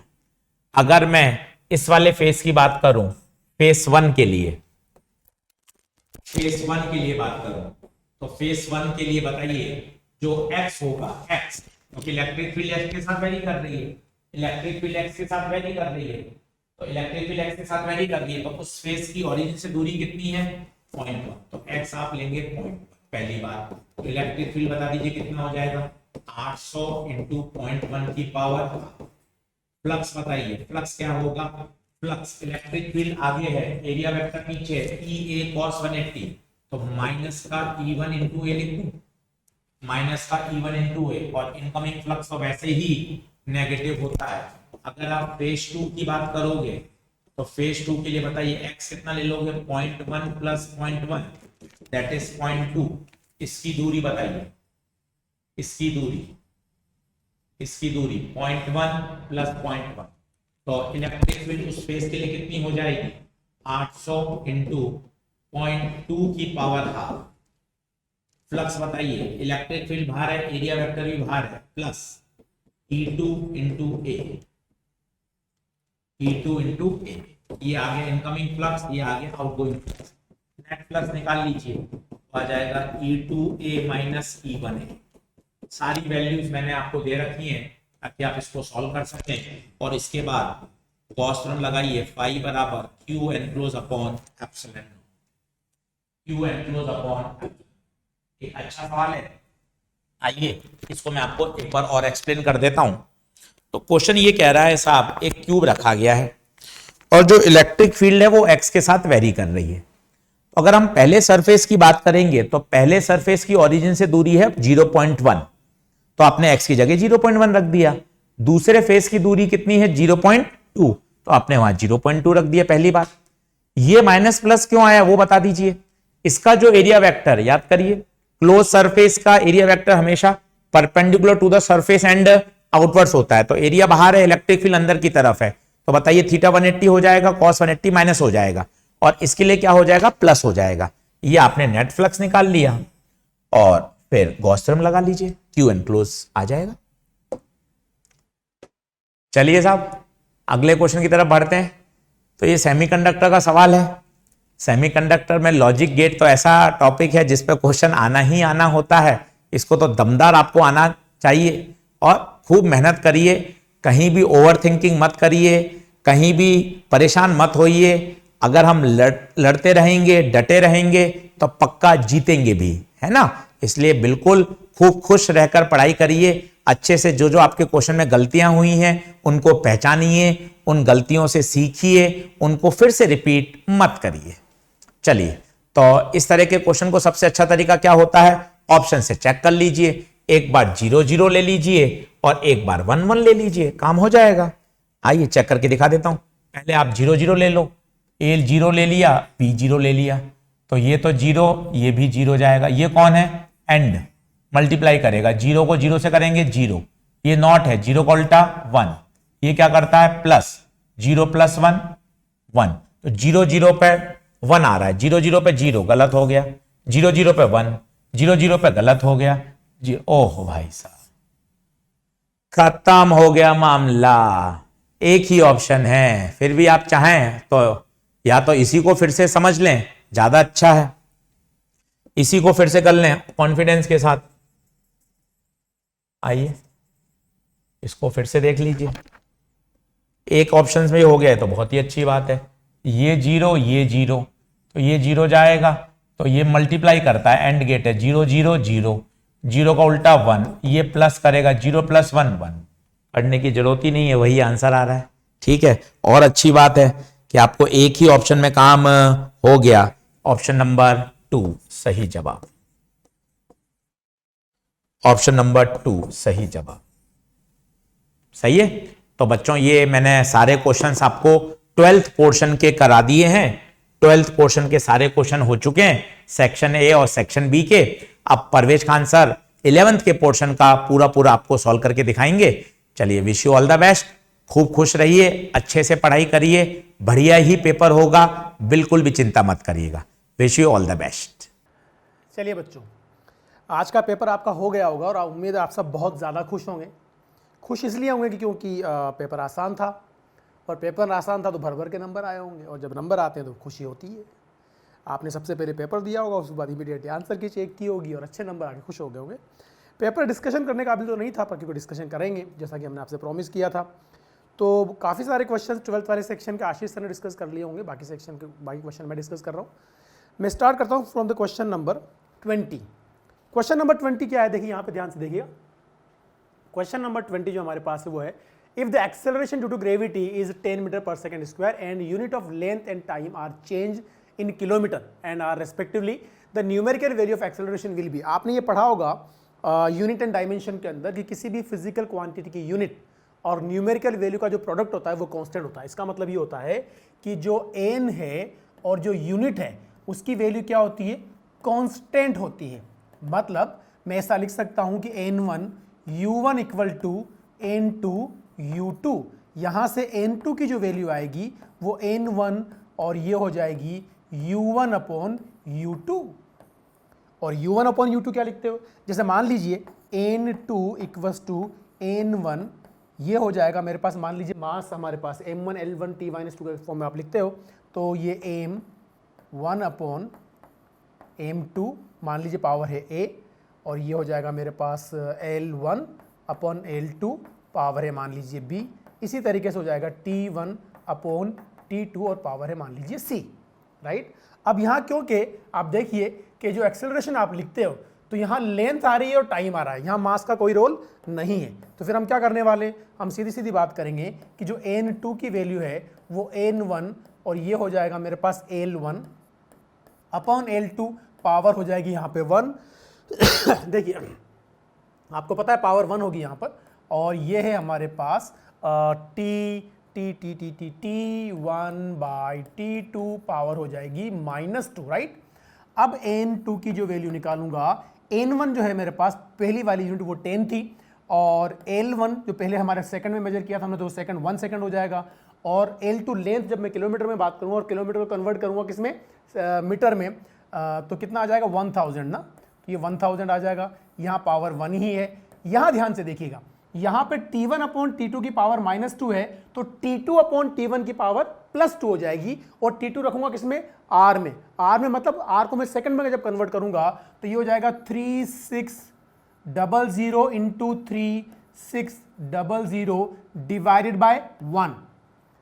समझ में आ गई ना बात। T2 की वैल्यू ये थी, T2 की वैल्यू कितनी, R के अंदर, R के अंदर, और ये स्क्वायर करूंगा। देखिए आप समझ में आ गया। इसको मैं कैसे लिख सकता हूं, देखिए मैं N1, ये हम लिख सकते हैं L1 बाय L2, और ये लिख सकते हैं अपन T2 bye T1 whole power 2। यहाँ T1 बाई T2 की पावर -2 है, तो T2 by T1 -2 whole power 2 लिख दूंगा। तो मैंने जब 1R का मतलब 3600 सेकेंड, तो उसका स्क्वायर करूंगा, जब मैं ये स्क्वायर करूंगा 36 इंटू 3600 लिख दूंगा। अब देखिए ध्यान से क्या करने वाले हम लोग, यहाँ पर एक 0 ये कैंसिल हो जाएगी, 2 0 ये कैंसिल हो जाएगी, और यहाँ पर जो N2 की आपको वैल्यू मिलेगी वो मिलेगी 36 मल्टीप्लाइड बाय 3600, और सोल्व करने पे ये मिलेगी 129,600। तो ये हो जाएगी नई यूनिट। मतलब एक्सेलरेशन की जो वैल्यू होगी ये आएगी आपको, देखिए यहाँ था मीटर पर सेकंड स्क्वायर में, और ये आ जाएगा किलोमीटर पर आर स्क्वायर के अंदर। So fourth is the right answer. ठीक है, फॉर्मूला याद होना था और उसके बाद बस वैल्यू पुट करनी थी। सेकंड जो क्वेश्चन है वो मतलब 21 जो क्वेश्चन है, 21 क्वेश्चन क्या है, the period of oscillation of the simple pendulum is simple pendulum in experiment is recorded by this. हमें कुछ टाइम पीरियड रिकॉर्ड किए गए हैं। ये T1 है टाइम पीरियड, ये T2 सेकंड एक्सपेरिमेंट में आप रिपीट किया, फिर थर्ड एक्सपेरिमेंट में आप जब किया तो आपको टाइम पीरियड T3 मिला, फिर आपने फोर्थ एक्सपेरिमेंट किया तो टाइम पीरियड आपको T4 मिला, और जब आपने फिफ्थ एक्सपेरिमेंट किया तो टाइम पीरियड आपको T5 मिला। सबसे पहले मुझे इसकी ट्रू वैल्यू निकालनी पड़ेगी। और ट्रू वैल्यू कैसे निकालते हैं, जितनी भी आपने रीडिंग्स ली हैं, जितनी भी बार एक्सपेरिमेंट किया है, जितनी भी रीडिंग्स ली हैं, आप उसका नंबर कैलकुलेट कर लेंगे और सारी रीडिंग्स का सम डिवाइडेड बाय टोटल नंबर, तो आपको ट्रू वैल्यू मिलती है। तो यहां टाइम पीरियड की जो एवरेज वैल्यू मिलेगी वो कितनी मिल जाएगी, ये मिलेगा 2.63 plus 2.56 plus 2.42 plus 2.71 plus 2.80, right, whole divided by 5।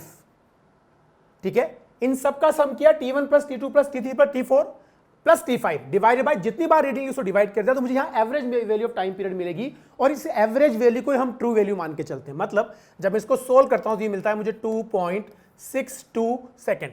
कितना मिलता है, 2.62 सेकेंड। इसको मैं ट्रू वैल्यू मान के चलूंगा।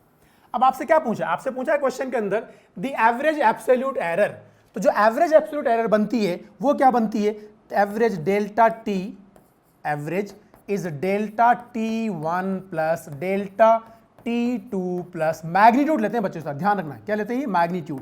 ठीक है, तो delta T3 plus delta T4 का मैग्नीट्यूड प्लस डेल्टा T5 का मैग्नीट्यूड होल डिवाइडेड बाय 5। अब बताइए डेल्टा T1 क्या होगा कि साहब, देखिए ये तो है ट्रू वैल्यू, ये पहली रीडिंग आपने ली थी, तो इसमें से इसको माइनस कर देंगे तो कितना मिल जाएगा आपको, 0.01। फिर आप इसका जब डिफरेंस निकालेंगे, इसका मतलब इसका डिफरेंस निकालेंगे इसके साथ, तो आपको क्या मिल जाएगा बच्चों, ये 6 और ये 2 तो 4 और मतलब 6 मिल जाएगा, तो प्लस 0.06 प्लस जब इसका डिफरेंस आप इसके साथ निकालेंगे तो वो है 2.42 या 62 है, तो 0.20 मिल जाएगा प्लस फिर से आप इस वाले टाइम पीरियड का डिफरेंस जब आप इसके साथ निकालेंगे तो आपको मिल जाएगा ये 0.71 और ये 62, तो 0.09 प्लस जब उसका डिफरेंस आप इसके साथ निकालेंगे पॉइंट, ये है 2.80 और वो है 2.71, तो इसका जब डिफरेंस आप इसके साथ निकालेंगे तो ये आपको मिल जाएगा 80 है और ये 62 है, तो this becomes 0.18 whole divided by 5। और जब मैं इसको सोल्व करता हूं तो मुझे मिलता है ये 0.54 डिवाइडेड बाय 5, जिसकी एक्चुअल वैल्यू मुझे मिल जाती है 1.08। आप सोच रहे होंगे ये क्या किया आपने, आपको इतना जल्दी जल्दी कैसे कैलकुलेशन कर रहे हैं। एक्चुअली मैंने जो कैलकुलेशन है वो पहले अभी पेपर सोल्व करने से पहले कैलकुलेट कर लिया था, तो मुझे डेटा पता है। आपको तो एग्जाम में सोल्व करना ही पड़ेगा क्योंकि आपको नीट एग्जाम देना है। तो ये मिल जाएगा 1.08। अब ये अप्रोक्सीमेटली ये मिलेगा, सॉरी मैंने गड़बड़ कर दिया यहाँ पर, ये मिल रहा है आपको 0.108। अब देखिए वो 0.10, असल आंसर तो क्या होना चाहिए था 0.108, पर 0.108 कहीं पे भी नहीं है। तो जो ये वैल्यू ना 08, ये अप्रोक्सीमेटली 10 आप ले लेंगे तो क्या मिल जाएगा आपको 0.110, यानी 0.11 इज द राइट आंसर। तो सेकंड आंसर सही होगा। ये भी एक फॉर्मूला बेस्ड क्वेश्चन ही था। अगर आपको एरर का फॉर्मूलेज पता है तो आप आराम से निकाल सकते थे। जो नेक्स्ट क्वेश्चन है उसमें आपसे कहा गया है कि वेलोसिटी वर्सेस टाइम ग्राफ आपको ये दिया गया है। बच्चों वेलोसिटी वर्सेस टाइम ग्राफ का जो स्लोप होता है वो एक्सेलरेशन शो करता है। तो जो एक्सेलरेशन है, एक्सेलरेशन इज इक्वल टू होता है tan थीटा, और tan थीटा का मतलब है स्लोप ऑफ वीटी ग्राफ। आप मुझे बताइए क्या यहां स्लोप कांस्टेंट है और स्लोप, ये थीटा की वैल्यू कितनी दिख रही है आपको, ये 45 डिग्री। तो ये देखिए ये भी 10 है और ये भी 10 है। तो यहां पे जो एक्सेलरेशन आपको मिलेगा, एक्सेलरेशन वो 1 के बराबर मिल जाएगा, 1 मीटर पर सेकंड स्क्वायर, और ये कांस्टेंट है। तो अगर एक्सेलरेशन कांस्टेंट है, टाइम के साथ चेंज नहीं हो रहा, तो वेलोसिटी के साथ भी चेंज नहीं हो रहा है। तो आप सीधी सीधी बात करेंगे कि जो मेरा ग्राफ आएगा वो कैसे आएगा कि देखिए इधर अगर मैं एक्सेलरेशन कंसीडर कर लूंगा, इधर वेलोसिटी कंसीडर कर लूंगा, तो आपकी वेलोसिटी कितनी भी बढ़ जाए पर एक्सेलरेशन की वैल्यू कांस्टेंट ही बनी रहेगी, और वो कितनी बनेगी 1 मीटर पर सेकंड स्क्वायर। तो जो आंसर होगा वो थर्ड होगा। एक आसान सवाल था, आई होप आप सबने सही किया होगा। उसके बाद बात करते हैं नेक्स्ट क्वेश्चन ही, क्वेश्चन नंबर है हमारे पास 23। ये भी एक बहुत आसान सवाल था। इस क्वेश्चन की अगर मैं आपसे बात करूं तो क्वेश्चन में आपसे कहा गया है the rate of mass of gas emitted from the rear of the rocket is initially 0.1 kg पर सेकेंड। मतलब आपको देखिए ध्यान समझिएगा, ये रॉकेट है, यहां है ना बच्चों, थोड़ा सा बच्चों को कंफ्यूजन होता है, कंफ्यूजन क्या भी मैं क्लियर करूंगा। मान लीजिए इधर गैसेस इजेक्ट आउट हो रही है, और जिस रेट से गैसेस इजेक्ट आउट हो रही है dm/dt, उसकी वैल्यू आपको गिवन है कितनी, हमारे पास 0.1 kg पर सेकेंड। तो दिस इज 0.1 kg पर सेकेंड। अब आपको पता होगा कि जब किसी v रिलेटिव से गैसेस इजेक्ट आउट होती हैं तो इधर लगने वाला जो फोर्स होता है F, उस F की वैल्यू होती है v dm/dt। अब अगर इसका मास आपको दे दिया जाए तो एक्सेलरेशन की जो वैल्यू होगी वो हो जाएगी फोर्स अपॉन मास। मतलब यहां आ जाएगा v dm/dt is the force divided by mass. आप मुझे बताइए v की वैल्यू कितनी गिवन है आपको 50, dm/dt कितना गिवन है 0.1, और ये मास की वैल्यू गिवन आपको कितनी, mass where is the mass, the mass of the gases is yes 2 kg। तो ये दे रखा है आपको 2 kg। ये 0.1 से ये कैंसिल आउट हो जाएगा, 5/2 मतलब 2.5 मीटर पर सेकेंड स्क्वायर, राइट। अब यहां पे क्या है, हमारे बच्चे बेचारे कई बार परेशान होते हैं। कैसे परेशान होते हैं कि सर एक बात बताइए, रॉकेट तो ऊपर चलता है तो थ्रस्ट फोर्स ऊपर लगेगा, और mg भी तो नीचे लग रहा होगा उस इंस्टेंट, तो नेट फोर्स मिलेगा थ्रस्ट माइनस mg, और डिवाइडेड बाय उस इंस्टेंट का मास करूंगा तो इंस्टेंटेनियस एक्सेलरेशन मिलेगा। समझ रहे हो मैं क्या कह रहा हूं कि साहब रॉकेट अगर ऊपर चल रहा होता है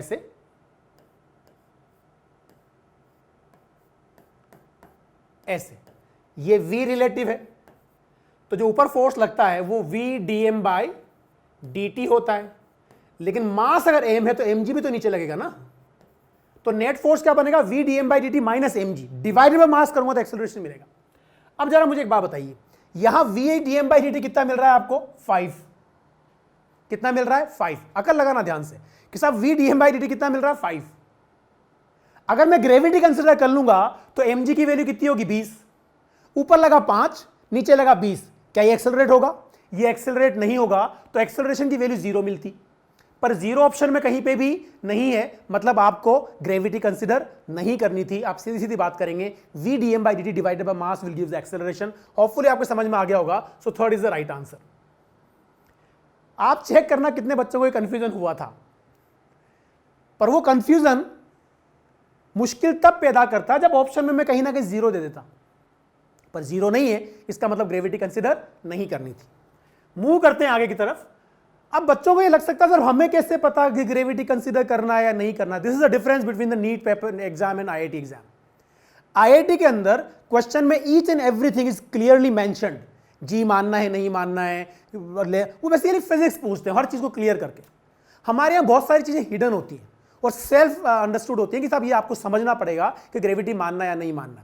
आप धीरे धीरे जब प्रैक्टिस करते हैं तो आपको समझ में आ जाता है कि मुझे ग्रेविटी कंसीडर करना है या नहीं करना है। अगला सवाल है मेरे पास, a machine has an efficiency of 25%।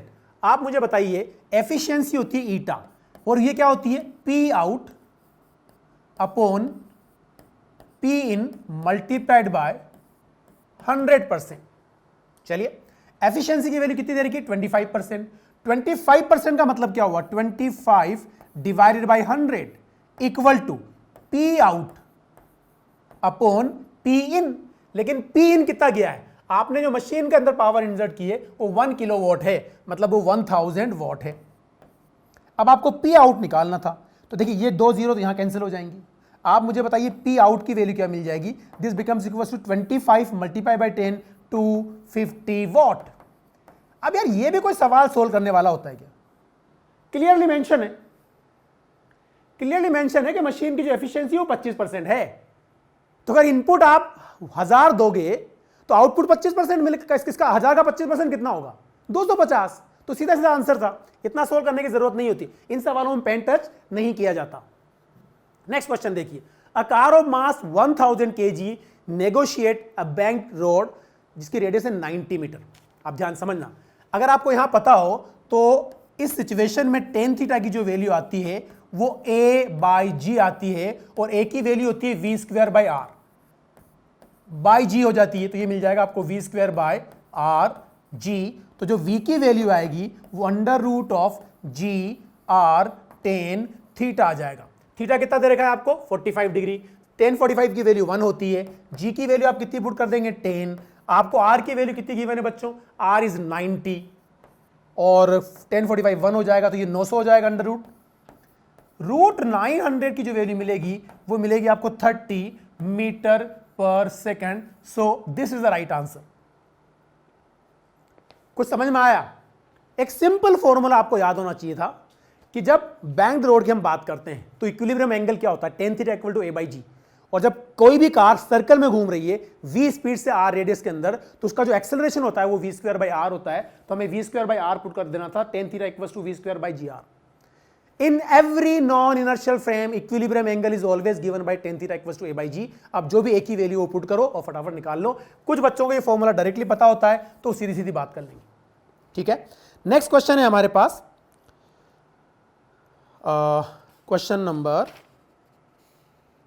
Yes, the next question is two particles whose mass are 10 kg and 30 kg are position vector इनका दे रखे हैं। आपको बहुत सिंपल सवाल था, आपको सेंटर ऑफ मास के कोऑर्डिनेट्स बताने थे बेसिकली।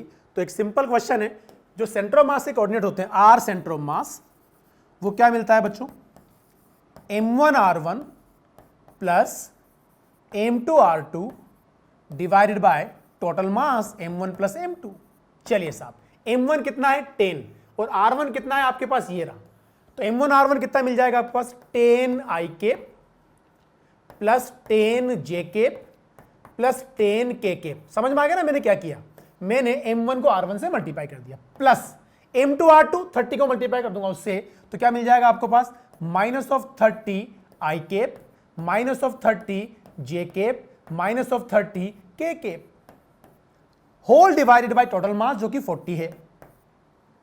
अब बताइए क्या मिलेगा, ये 10 i केप है, ये माइनस 30 i केप है, तो क्या मिल जाएगा, देखिए माइनस 20 i केप, ये मिल जाएगा माइनस 20 j केप, ये मिल जाएगा माइनस 20 k केप। माइनस 20 को मैं बाहर ले लेता हूं, अंदर मिल जाएगा i plus j plus k cap whole divided by 40, ये 2 टाइम्स कैंसिल आउट हो जाएगा, तो आपको जो रिजल्ट मिल जाएगा वो मिल जाएगा minus of i cap plus j cap plus k cap whole divided by 2। ठीक है, तो ये भी एक बहुत सिंपल क्वेश्चन था जो डायरेक्ट फॉर्मूला बेस्ड था और आंसर हो जाएगा first. Now we have to move to the next question. जो अगला सवाल है वो है, a body of mass m1 moving with uniform velocity 40 metre पर second collides with the another mass m2 at rest. ये सवाल सिंपल मोमेंटम कंजर्वेशन सोल्व होगा। तो जो बाय मोमेंटम कंजर्वेशन अगर बात करेंगे तो by conservation of linear momentum हम क्या करेंगे बात कि साहब इनिशियल मोमेंटम कितना है। जो आपके पास m1 मास की बॉडी है वो 40 मीटर पर सेकंड चल रही है और दूसरी बॉडी रेस्ट पे है, तो जो भी मोमेंटम था इसका ही था। क्या लिखेंगे, m1 इंटू 40 प्लस दूसरी बॉडी का मोमेंटम 0 है। टकराने के बाद आपसे कहा जाता है कि they two bodies collides and move together, साथ साथ चलती है, इसका मतलब परफेक्टली इनइलास्टिक कोलिजन है। तो फाइनली टोटल मास कितना हो जाएगा, m1 प्लस m2, और कंबाइंड वेलोसिटी कितनी है 30, तो ये मल्टीप्लाई बाई 30 तो फाइनल मोमेंटम मिल जाएगा। ये 0 से 0 कैंसिल हो जाएगा। बच्चों क्या मिला आपको, ये मिला 4m1 equal to 3m1 plus 3m2। 3m1 को यहां रखे माइनस कर दो, तो 4m1 माइनस 3m1 कितना बन जाएगा, m1। m1 इक्वल टू मिल जाएगा 3m2, और आपसे पूछा क्या है, आपसे पूछा है m1 बाई m2, तो m1 बाई m2 की जो वैल्यू मिल जाएगी वो 3:1 मिल जाएगी, मतलब third is the right answer. तो एक सिंपल मोमेंटम कंजर्वेशन का सवाल था, आपको सिर्फ लीनियर मोमेंटम कंजर्वेशन लगाना था। आप जानते हो in every type of the collision when colliding bodies are free to move the linear momentum of the system will remains conserve, right. तो एक आसान सवाल था। अब बात करते हैं क्वेश्चन नंबर 28 की। क्वेश्चन नंबर 28 क्या बोलता है, a torque of 30 Newton into meter acting on the wheel of mass 5 kg and moment of inertia 2 kg per meter square. The wheel start rotating from the rest, then its angular displacement in 10 seconds. अगर मान लीजिए rest से start करता है तो angular displacement की value क्या होती है, 0 plus half alpha T square. आपको पता होगा सेकंड इक्वेशन ऑफ मोशन लगाई जाएगी। आप मुझे बताइए क्या टॉर्क की वैल्यू कांस्टेंट है। टॉर्क अगर कांस्टेंट है तो डेफिनेटली आप कहोगे एंगुलर एक्सेलरेशन भी कांस्टेंट होगा। अगर एंगुलर एक्सेलरेशन कांस्टेंट है तो हम इक्वेशन ऑफ मोशन से डील करेंगे। अब जरा मुझे बताइए टॉर्क इक्वल टू क्या होता है, आई इंटू अल्फा। अल्फा की वैल्यू क्या हो जाएगी, टॉर्क अपॉन आई। टॉर्क की वैल्यू कितनी गिवन है बच्चों, 30। आई की वैल्यू कितनी गिवन है बच्चों, 2। तो बच्चों क्या मिल जाएगा आपको, 15 रेडियन पर सेकेंड स्क्वायर। देखिए मोमेंट ऑफ इनर्शिया दे रखा है 2, टॉर्क दे रखा है आपको 30, तो आपको मिल गया अल्फा। अब आपसे टाइम कितना दिया, 10 सेकंड, तो आप वैल्यू निकाल लें यहां से।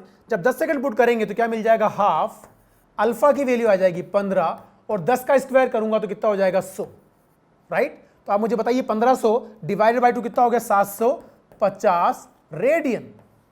तो आंसर आ जाएगा फर्स्ट। जो नेक्स्ट क्वेश्चन है हमारे पास, सिंपल सवाल था ना। जो नेक्स्ट क्वेश्चन है वो क्या है कि an artificial satellite is moving in a circular orbit at the distance h from the centre of the earth has total energy E0, ठीक है। इट्स पोटेंशियल एनर्जी इज 1:2 का रेशो होता है यार। बताइए कैसे करेंगे। मान लीजिए ये हमारा सैटेलाइट है और ये हमारी अर्थ है। अब मान लीजिए ये r रेडियस में घूम रहा है, तो जब ये r रेडियस में m मास का सैटेलाइट चल रहा होता है इस तरफ v स्पीड से, तो आपको ये पता होना चाहिए कि इसकी जो पोटेंशियल एनर्जी होती है वो होती है minus gm by r।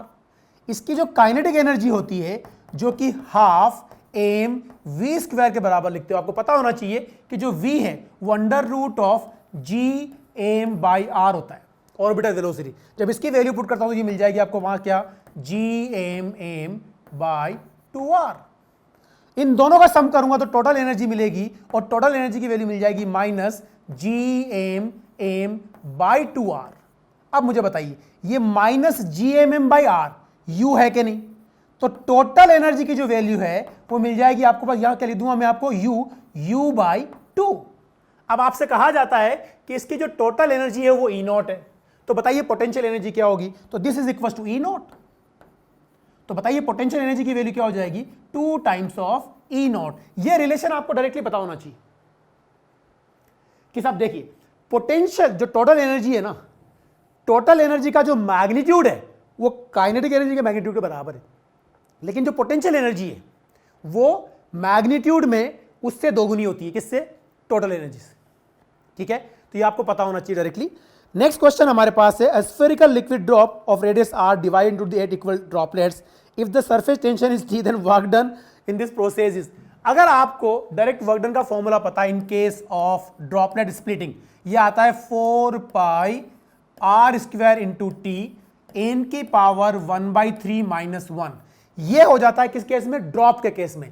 In case of soap bubble this becomes equals to A, double हो जाएगा 8 pi r square into T n की पावर 1/3 माइनस 1। पर हमें ये वाला यूज करना है क्योंकि हमें ड्रॉप दिया हुआ है। तो वर्क डन निकालना है तो क्या निकालोगे, 4 pi are square into t, n कितनी दे रखी है 8, तो 8 की पावर हो जाएगी 1/3 माइनस 1, 8 की पावर 1/3 मिलेगा 2, तो ये मिल जाएगा 4 pi are square into T, ये मिल जाएगा आपको कितना 2 माइनस 1 दैट इज 1, तो answer becomes equals to 4 pi are square into T. So third is the right answer. उम्मीद है ये भी आपके समझ में आ चुका होगा। सिंपल फॉर्मूला बेस्ड था ना, बहुत आसान पेपर था, बहुत ज्यादा आसान। ठीक है, चलिए मूव करते हैं नेक्स्ट क्वेश्चन की तरफ। तो जो अगला क्वेश्चन है, वो अगला क्वेश्चन आपके पास क्या है, a body takes 4 minute to cool 100 degree centigrade to 70 degree centigrade, to cool from 70 to 40 it will take the time. आपको न्यूटन्स लॉ ऑफ कूलिंग लगाना है, और न्यूटन्स लॉ ऑफ कूलिंग क्या होता है, T1 minus T2 divided by time equal to something constant, और यहां हो जाता है अपने पास T1 plus T2 by 2 minus T0, where T0 is temperature of the surrounding. इस फॉर्मूले को यूज करना था। पहली इंफॉर्मेशन से K निकालेंगे और दूसरी इंफॉर्मेशन में K की वैल्यू पुट करके टाइम निकालेंगे। कैसे, ध्यान से देखिए, क्या पहले का टेम्परेचर डिफरेंस आपको दे रखा है 100 माइनस 70, 100 माइनस 70 हो जाएगा 30, और टाइम कितना गिवन है इस प्रोसेस के अंदर, इस प्रोसेस के अंदर टाइम दे रखा है आपको 4 मिनट। कितना दे रखा है, 4 मिनट, तो यहां लिख दूंगा 4। मैं टाइम को मिनट में ही रख रहा हूं तो हमें आंसर मिनट में ही मिलेगा। ठीक है, इक्वल टू K। अब बताइए T1 प्लस T2 बाई 2 यानी 170 बाई 2 कितना होगा, 85, तो ये हो जाएगा 85 माइनस सराउंडिंग का जो टेम्परेचर दे रखा है वो 15 है, तो ये हो जाएगा 15। तो यहां से अगर आप देखेंगे बच्चों तो 30/4 इक्वल टू K, 85 माइनस 15 हो जाएगा 70, तो ये आ जाएगा 70, ये कैंसिल आउट आप कर दोगे, और यहां से K की वैल्यू आपको मिल जाएगी 3/28। This is the value of K। अब हम क्या करेंगे, वापस यही फॉर्मूला यूज करेंगे। अगली बार हमसे कहा जाता है टेम्परेचर डिफरेंस इतना है, तो T1 माइनस T2 की वैल्यू कितनी मिल जाएगी, 70 minus 40 is 30, divided by time मुझे कैलकुलेट करना है। K मैं ऑलरेडी निकाल चुका हूं, तो 3/28 हो जाएगा। अब T1 प्लस T2 बाई 2 मतलब 70 प्लस 40 110 हो जाएगा, बाई 2 करूंगा तो 55 हो जाएगा, तो 55 माइनस 15, राइट, कितना मिल जाएगा, देखो ये 10 टाइम्स कैंसिल हो गया, तो 10/T equal to 1/28 multiplied by 55 minus 15 मिल जाएगा 40। ये 10 से 0 कैंसिल हो जाएगा, और ये 4 से 7 टाइम्स कैंसिल हो जाएगा, तो T की वैल्यू मिल जाएगी आपको 7 मिनट। ठीक है, तो ये भी एक आसान सवाल था। आज आपको लग रहा होगा कि सर बहुत जल्दी जल्दी कैसे कर रहे हैं, एक्चुअली पेपर बहुत आसान है ना, तो फटाफट हम सोल्व कर रहे हैं, कोई टेंशन वाली बात नहीं, आपको सब समझ में आ जाएगा। कोई भी चीज नहीं समझ में आया तो एक बार दोबारा रिवाइंड कर लेना वीडियो को, तो समझ में आ जाएगा। The next question is the temperature of ideal gas at the atmospheric pressure is 300 kelvin and volume is 1 meter cube. The temperature and volume becomes double, then the pressure becomes same. Reason क्या है, ध्यान से समझिएगा। आपसे कहा जाता है, देखो आपको आइडियल गैस पता है ना क्या होती है, PV इक्वल्स टू nRT, ये पूरा कांस्टेंट होता है बच्चों। गैस में कितने नंबर ऑफ मोल्स हैं वो कांस्टेंट है, R वैसे भी कांस्टेंट होता है, पूरा का पूरा कांस्टेंट होता है, तो PV अपॉन जो T की वैल्यू मिलेगी वो मिलेगी कांस्टेंट। क्या मिलेगी, कांस्टेंट। अब जरा मुझे बताइए, अगर आपसे कहा जाता है कि मैं टेम्परेचर भी डबल कर देता हूं और वॉल्यूम भी डबल कर देता हूं, तो प्रेशर कितना हो जाएगा, कि साहब आपने इसको भी डबल कर दिया, इसको भी डबल कर दिया, दोनों को डबल कर दोगे तो प्रेशर में कोई चेंज नहीं आएगा। तो अगर पहले 1 atm था तो बाद में भी 1 atm ही होगा, या फिर आप पूरा फॉर्मूला यूज कर लेंगे, P1 V1 upon T1 equal to P2 V2 upon T2, कर लेंगे ये। इससे भी आप सोल्व कर सकते हैं, पर आप डायरेक्टली बात कर सकते हैं यार कि ये भी 2 गुना कर दिया, ये भी 2 गुना कर दिया, दोनों ही 2 गुने कर रहे हैं, तो इसमें कोई चेंज नहीं आएगा। इसका ये मतलब है आंसर जाएगा 1 atm, that is 10 to the power 5 newton per metre square. Now we will talk about the question number 33। 33 में आपसे कहा है when temperature of the ideal gas is increase from the 27 degree centigrade to 227 degree centigrade, it's RMS speed change from 400 to कहां चली जाएगी। मतलब ये होगा कि 27 डिग्री सेंटीग्रेड, 27 डिग्री सेंटीग्रेड का मतलब होता है 300 केल्विन, 273 को ऐड करेंगे, ठीक है, और 227 डिग्री सेंटीग्रेड का मतलब होता है 500 केल्विन। हमें पता है हमें टेम्परेचर केल्विन में रखना होता है। तो करेंगे क्या, आपसे सवाल में देखिएगा आगे कि जो RMS स्पीड होती है VRMS, वो directly proportional to root of T होती है। तो हम क्या करेंगे, V R M S two upon V R M S one equal to under root of T two by T one. यहां से V R M S two की वैल्यू मुझे चाहिए, तो V R M S two becomes equal to V R M S one multiplied by under root of T two by T one. V R M S one था 400, तो यार लिख दूंगा 400। टेम्परेचर T2 की वैल्यू हो जाएगी मेरे पास 500, T1 मेरे पास था 300, इसको कर दोगे कैंसिल आउट। रूट 5/3 अप्रोक्सीमेटली 1.3 होता है, तो यहां लिखूंगा 400 मल्टीप्लाइड बाई 1.3। 1.3 को मल्टीप्लाई करूंगा 4 से, तो जब 1.3 को मल्टीप्लाई करूंगा 4 से तो ये मिल जाएगा लगभग 520। मैंने अप्रोक्सीमेशन किया है, तो अप्रोक्सीमेशन से अगर आंसर देखते हैं, अगर आंसर बहुत क्लोज होंगे तो पूरा पूरा सोल्व कर लेंगे। तो आप देखिए आंसर बहुत दूर दूर है, तो 520 के आसपास आंसर आएगा, इसलिए पहला आंसर चला जाएगा। यह भी एक बहुत आसान सवाल था, राइट। अब बात करते हैं क्वेश्चन नंबर 35 की। क्वेश्चन नंबर 35 क्या बोलता है? क्वेश्चन नंबर 35 आपसे बोलता है the kinetic energy and potential energy of the particle executing simple harmonic motion be equal.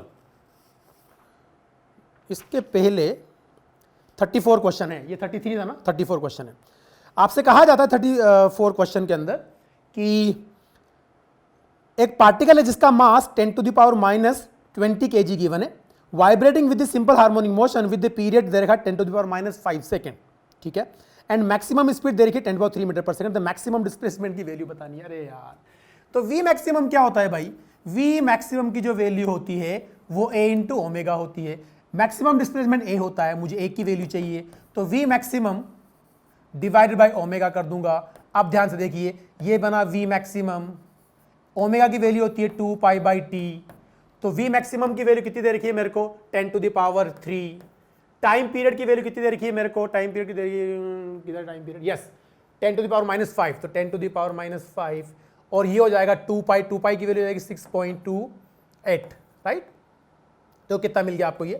ये मिल गया आपको 10 into 10 to the power minus 3 divided by 6.28, ठीक है, क्योंकि आपसे डिस्टेंस पूछी है तो -3 का मतलब तो मिलीमीटर हो जाएगा, और 10/6.25 मिल जाएगा आपको अप्रोक्सीमेटली 1.6। तो ये जो आंसर आएगा ये अप्रोक्सीमेटली 1.6 मिलीमीटर आएगा। तो 1.6 मिलीमीटर कहीं दिख रहा है ऑप्शन में?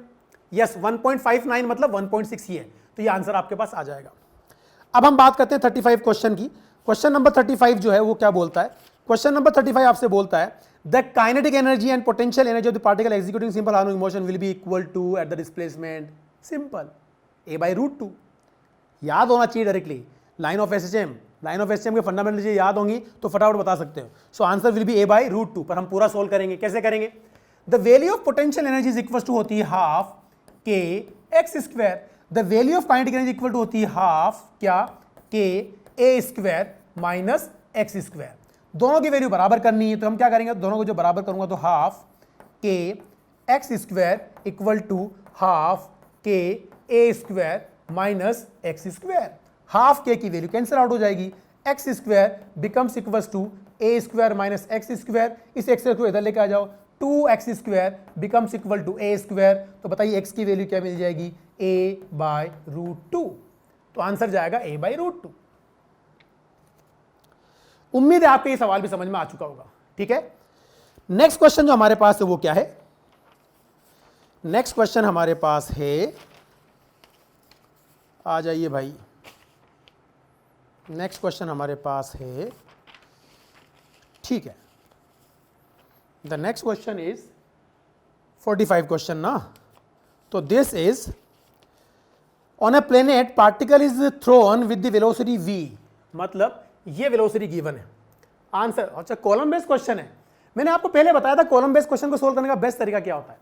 पहले दो ऑप्शन चेक कर लो और फिर देखो दोनों ऑप्शन किस ऑप्शन में मैच कर रहे हैं। चारों चेक करोगे तो टाइम वेस्ट होगा। अगर मान लीजिए सारे अलग अलग दे रखे हो तभी चेक करना पड़ता है, अदरवाइज दो ऑप्शन चेक करने से काम बन जाता है। यहां ध्यान से देखिएगा, किसी प्लेनेट पे आपने फेंका तो जो v होता है ना, ये होता है vx i plus vy j। आपको ये बात पता होनी चाहिए कि प्रोजेक्टाइल मोशन अगर ये एक्स एक्सिस है, ये वाई एक्सिस है, तो ये पाथ फॉलो करता है पैराबोला। ये वेलोसिटी मान लीजिए यू है, ये एंगल थीटा है।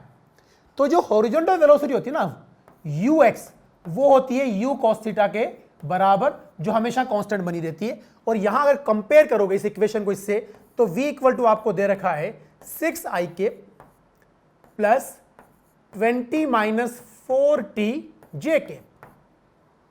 तो इसका मतलब ये हॉरिजॉन्टल वेलोसिटी है। ये जो u cos थीटा है ना, उसकी वैल्यू दे रखी है 6 मीटर पर सेकेंड।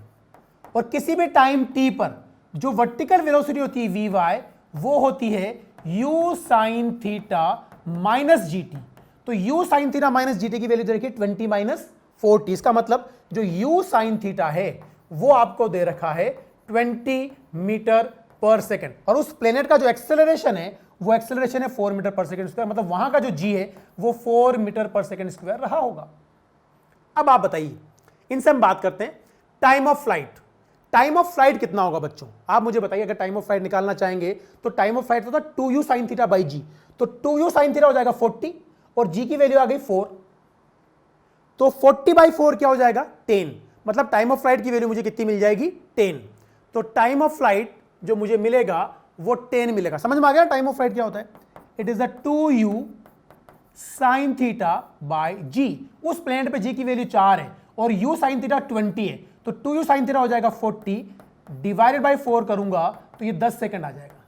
मतलब पहला वाला जो लिस्ट है p का जो मैच करेगा, p मैच करेगा किससे? 2 से।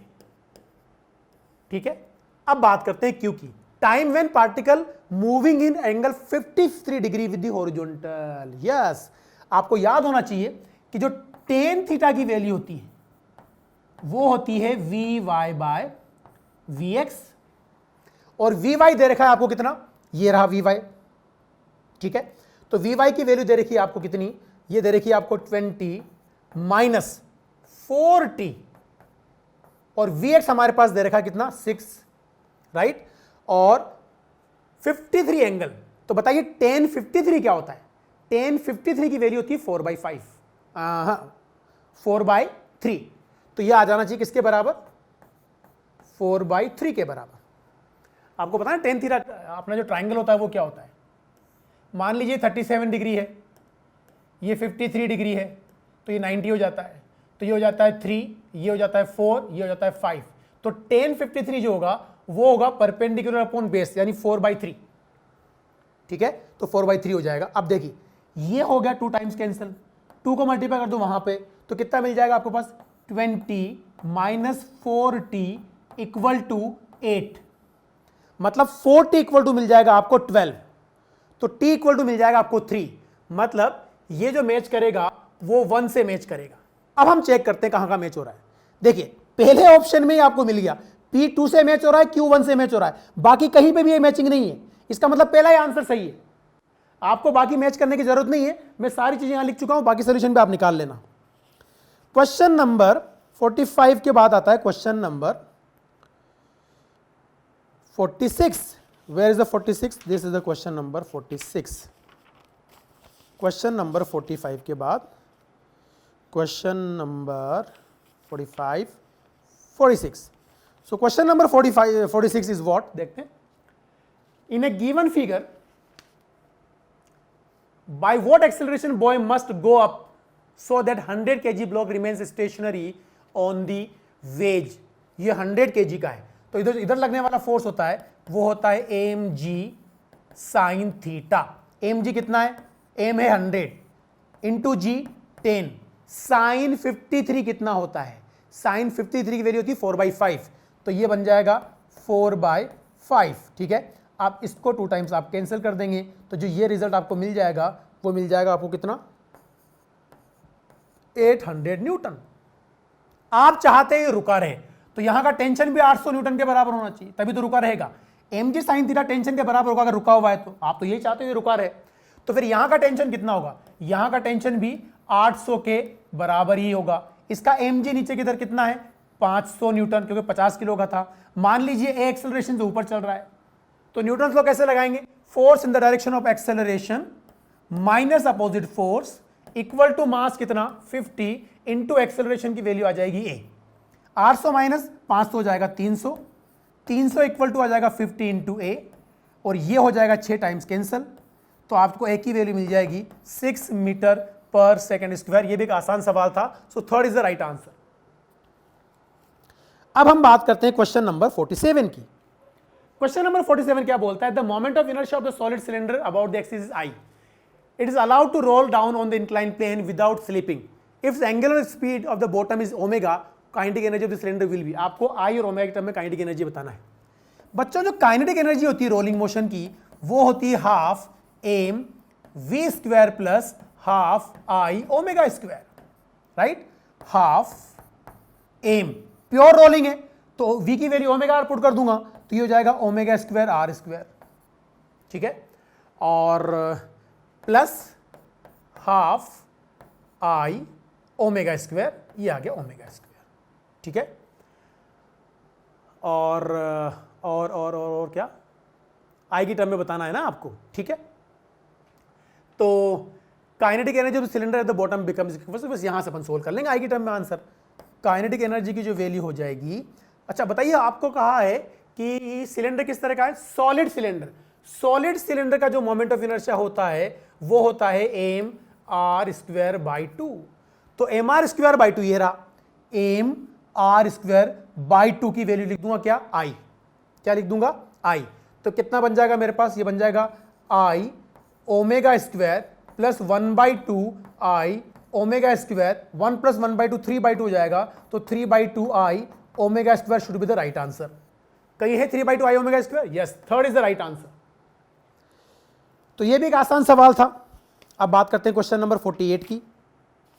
तो क्वेश्चन नंबर 48 किधर गायब हो गया? क्वेश्चन नंबर 48 मुझे यहां मिल नहीं रहा है, तो देखते हैं question number, yes here is the question number 48। Question number 48 में आपसे कहा है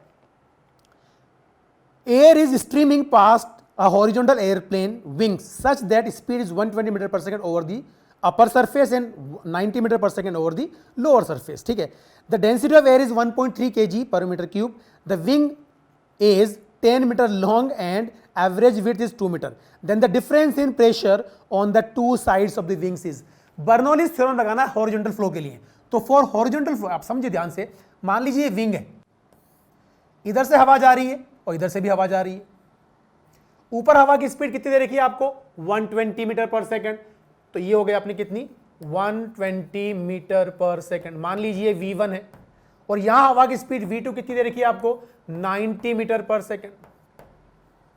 तो in case of horizontal flow Bernoulli's theorem होती है half rho V square plus P equal to constant.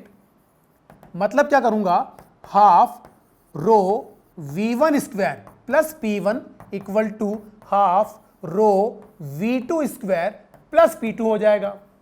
मुझे चाहिए P1 minus P2, P2 minus P1, तो जो P2 माइनस P1 की वैल्यू है वो half rho V1 square minus V2 square हो जाएगा। हमें यही चाहिए था प्रेशर डिफरेंस ही। एरिया किसी काम का नहीं है। लिफ्टिंग फोर्स पूछता तो इसको मैं फिर एरिया से मल्टीप्लाई करता, पर यहां फोर्स नहीं पूछा है बच्चों। इससे पहले जितनी भी बार नीट में सवाल आए हैं वहां लिफ्टिंग फोर्स पूछा है, यहां प्रेशर डिफरेंस पूछा है। तो हम सीधी सीधी बात कर देंगे, 1/2 1.3 डेंसिटी है, और ये कितना स्क्वायर हो जाएगा? 120 का स्क्वायर करो माइनस 90 का स्क्वायर करो और सोल्व कर लो। सोल्व करने पे जो भी आंसर आएगा वही सही है। और यहां आंसर आपको दे रखा है 4095 पास्कल, तो 4095 पास्कल ही सही आंसर हो जाएगा। First is the right answer, ठीक है। Question number 49, a system is given 400 calories to the heat of heat and 1000 joule of work is done by the system. आपने हीट कितनी दी है? 400 कैलोरी, और वर्क दिया है जूल में। तो आपको क्या करना पड़ेगा? कैलोरी को भी जूल में कन्वर्ट करना पड़ेगा बाय मल्टीप्लाइंग 4.2। मतलब यहां पे आप देखिए जो डेल्टा क्यू है वो 400 कैलोरी है। 400 कैलोरी को जूल में कन्वर्ट करूंगा तो 400 मल्टीप्लाइड बाय 4.2 करूंगा तो ये मिल जाएगा मुझे कितना? 1680 जूल। आपको जो डेल्टा डब्ल्यू की वैल्यू गिवन है वो गिवन है बच्चों 1000 जूल। अब फ्लोट क्या होता है? First law thermodynamics, delta Q equals to delta U plus delta W. मुझसे डेल्टा यू पूछा है, तो delta U becomes equals to delta Q minus delta W हो जाएगा। डेल्टा क्यू की वैल्यू मेरे पास 1680 माइनस 1000 हो जाएगा और अल्टीमेटली आपको कितना मिल जाएगा यहां से 680। तो answer will be the 680 joule. ये भी एक बहुत सिंपल फॉर्मूला बेस्ड सवाल था, बहुत सिंपल पेपर था बच्चों, बहुत सिंपल पेपर, मजा आ गया होगा तुम लोगों को ना। The next question is what, क्यों चल रहा है भाई। नेक्स्ट क्वेश्चन इज, ठीक है, इस सवाल को ध्यान से देखने का, क्या है यह क्वेश्चन लास्ट आपका। an engine driver moving towards the wall with the velocity 50 meter per second emits the note of frequency 1.2 kilohertz. The frequency of note after the reflection from the wall as heard by the engine driver when speed of sound is 350 meter per second. ऐसे जितने भी सवाल करोगे ना, इससे जितने भी सवाल आए, क्लिफ दे दे, वॉल दे दे, हिल दे दे, वहां सिंपल बात करेंगे बच्चों। करना क्या है, इसको, इस दीवार को मान ले मिरर, क्या मान ले, मिरर, और मिरर के अंदर एक इमेज दिखेगी। इमेज कैसी दिखेगी आपको, इस तरह से मिरर मान लो कि इसकी इमेज इधर दिखेगी, इमेज दिखेगी आपको ऐसे। तो जितनी स्पीड से ये चल रहा होगा उतनी स्पीड से ये चल रहा होगा। ये आपका ऑब्जर्वर है तो ये V हो गया, ये बन जाएगा सोर्स की तरह, तो इसको VS मान लें। मतलब जितने भी सवाल रिफ्लेक्शन वाले आते हैं वो आप मिरर इमेज से करें। क्या मान लेंगे दीवार को आप, मिरर, तो उसमें आप एक इमेज आपकी तरफ आती हुई दिखेगी इक्वल स्पीड से। तो जब सोर्स आपकी तरफ आए और ऑब्जर्वर सोर्स की तरफ जाए तो डॉपलर इफेक्ट का जो हमारा फॉर्मूला होता है एपरेंट फ्रीक्वेंसी का, वो क्या होता है, V plus minus V not upon V plus minus VS। अब देखिए ये दोनों एक दूसरे को अप्रोच कर रहे हैं तो दोनों बढ़ाएंगे।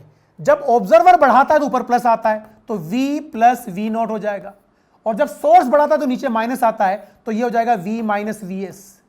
अब आपको सारी वैल्यूज गिवन है।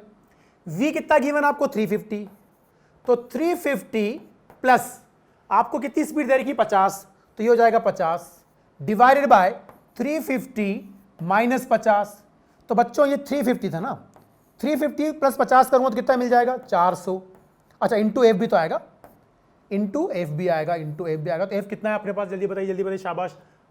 1.2 kilo hertz, 1.2 into 10 to the power 3 hertz. और ये सोल्व करने पे क्या मिल रहा है मुझे, ये मिल रहा है 400 divide by 300 into 1.2 kilo hertz, है ना। तो किलो हर्ट्ज में देगा तो अपन किलो हर्ट्ज ही रख दें, इसको कन्वर्ट करने की जरूरत नहीं है, ठीक है। ये देखिए ये 20 से 20 कैंसिल हो जाएगा, ठीक है। अगर इसको आप कैंसिल करोगे 3 से, ठीक है, तो ये 0.4 हो जाएगा। 0.4 मल्टीप्लाई बाई 4 करोगे तो कितना हो जाएगा, 1.6, and third is the right answer. ये सवाल जब भी करोगे ना ऐसे ही करना, मिरर इमेज से फटाफट बन जाएगा।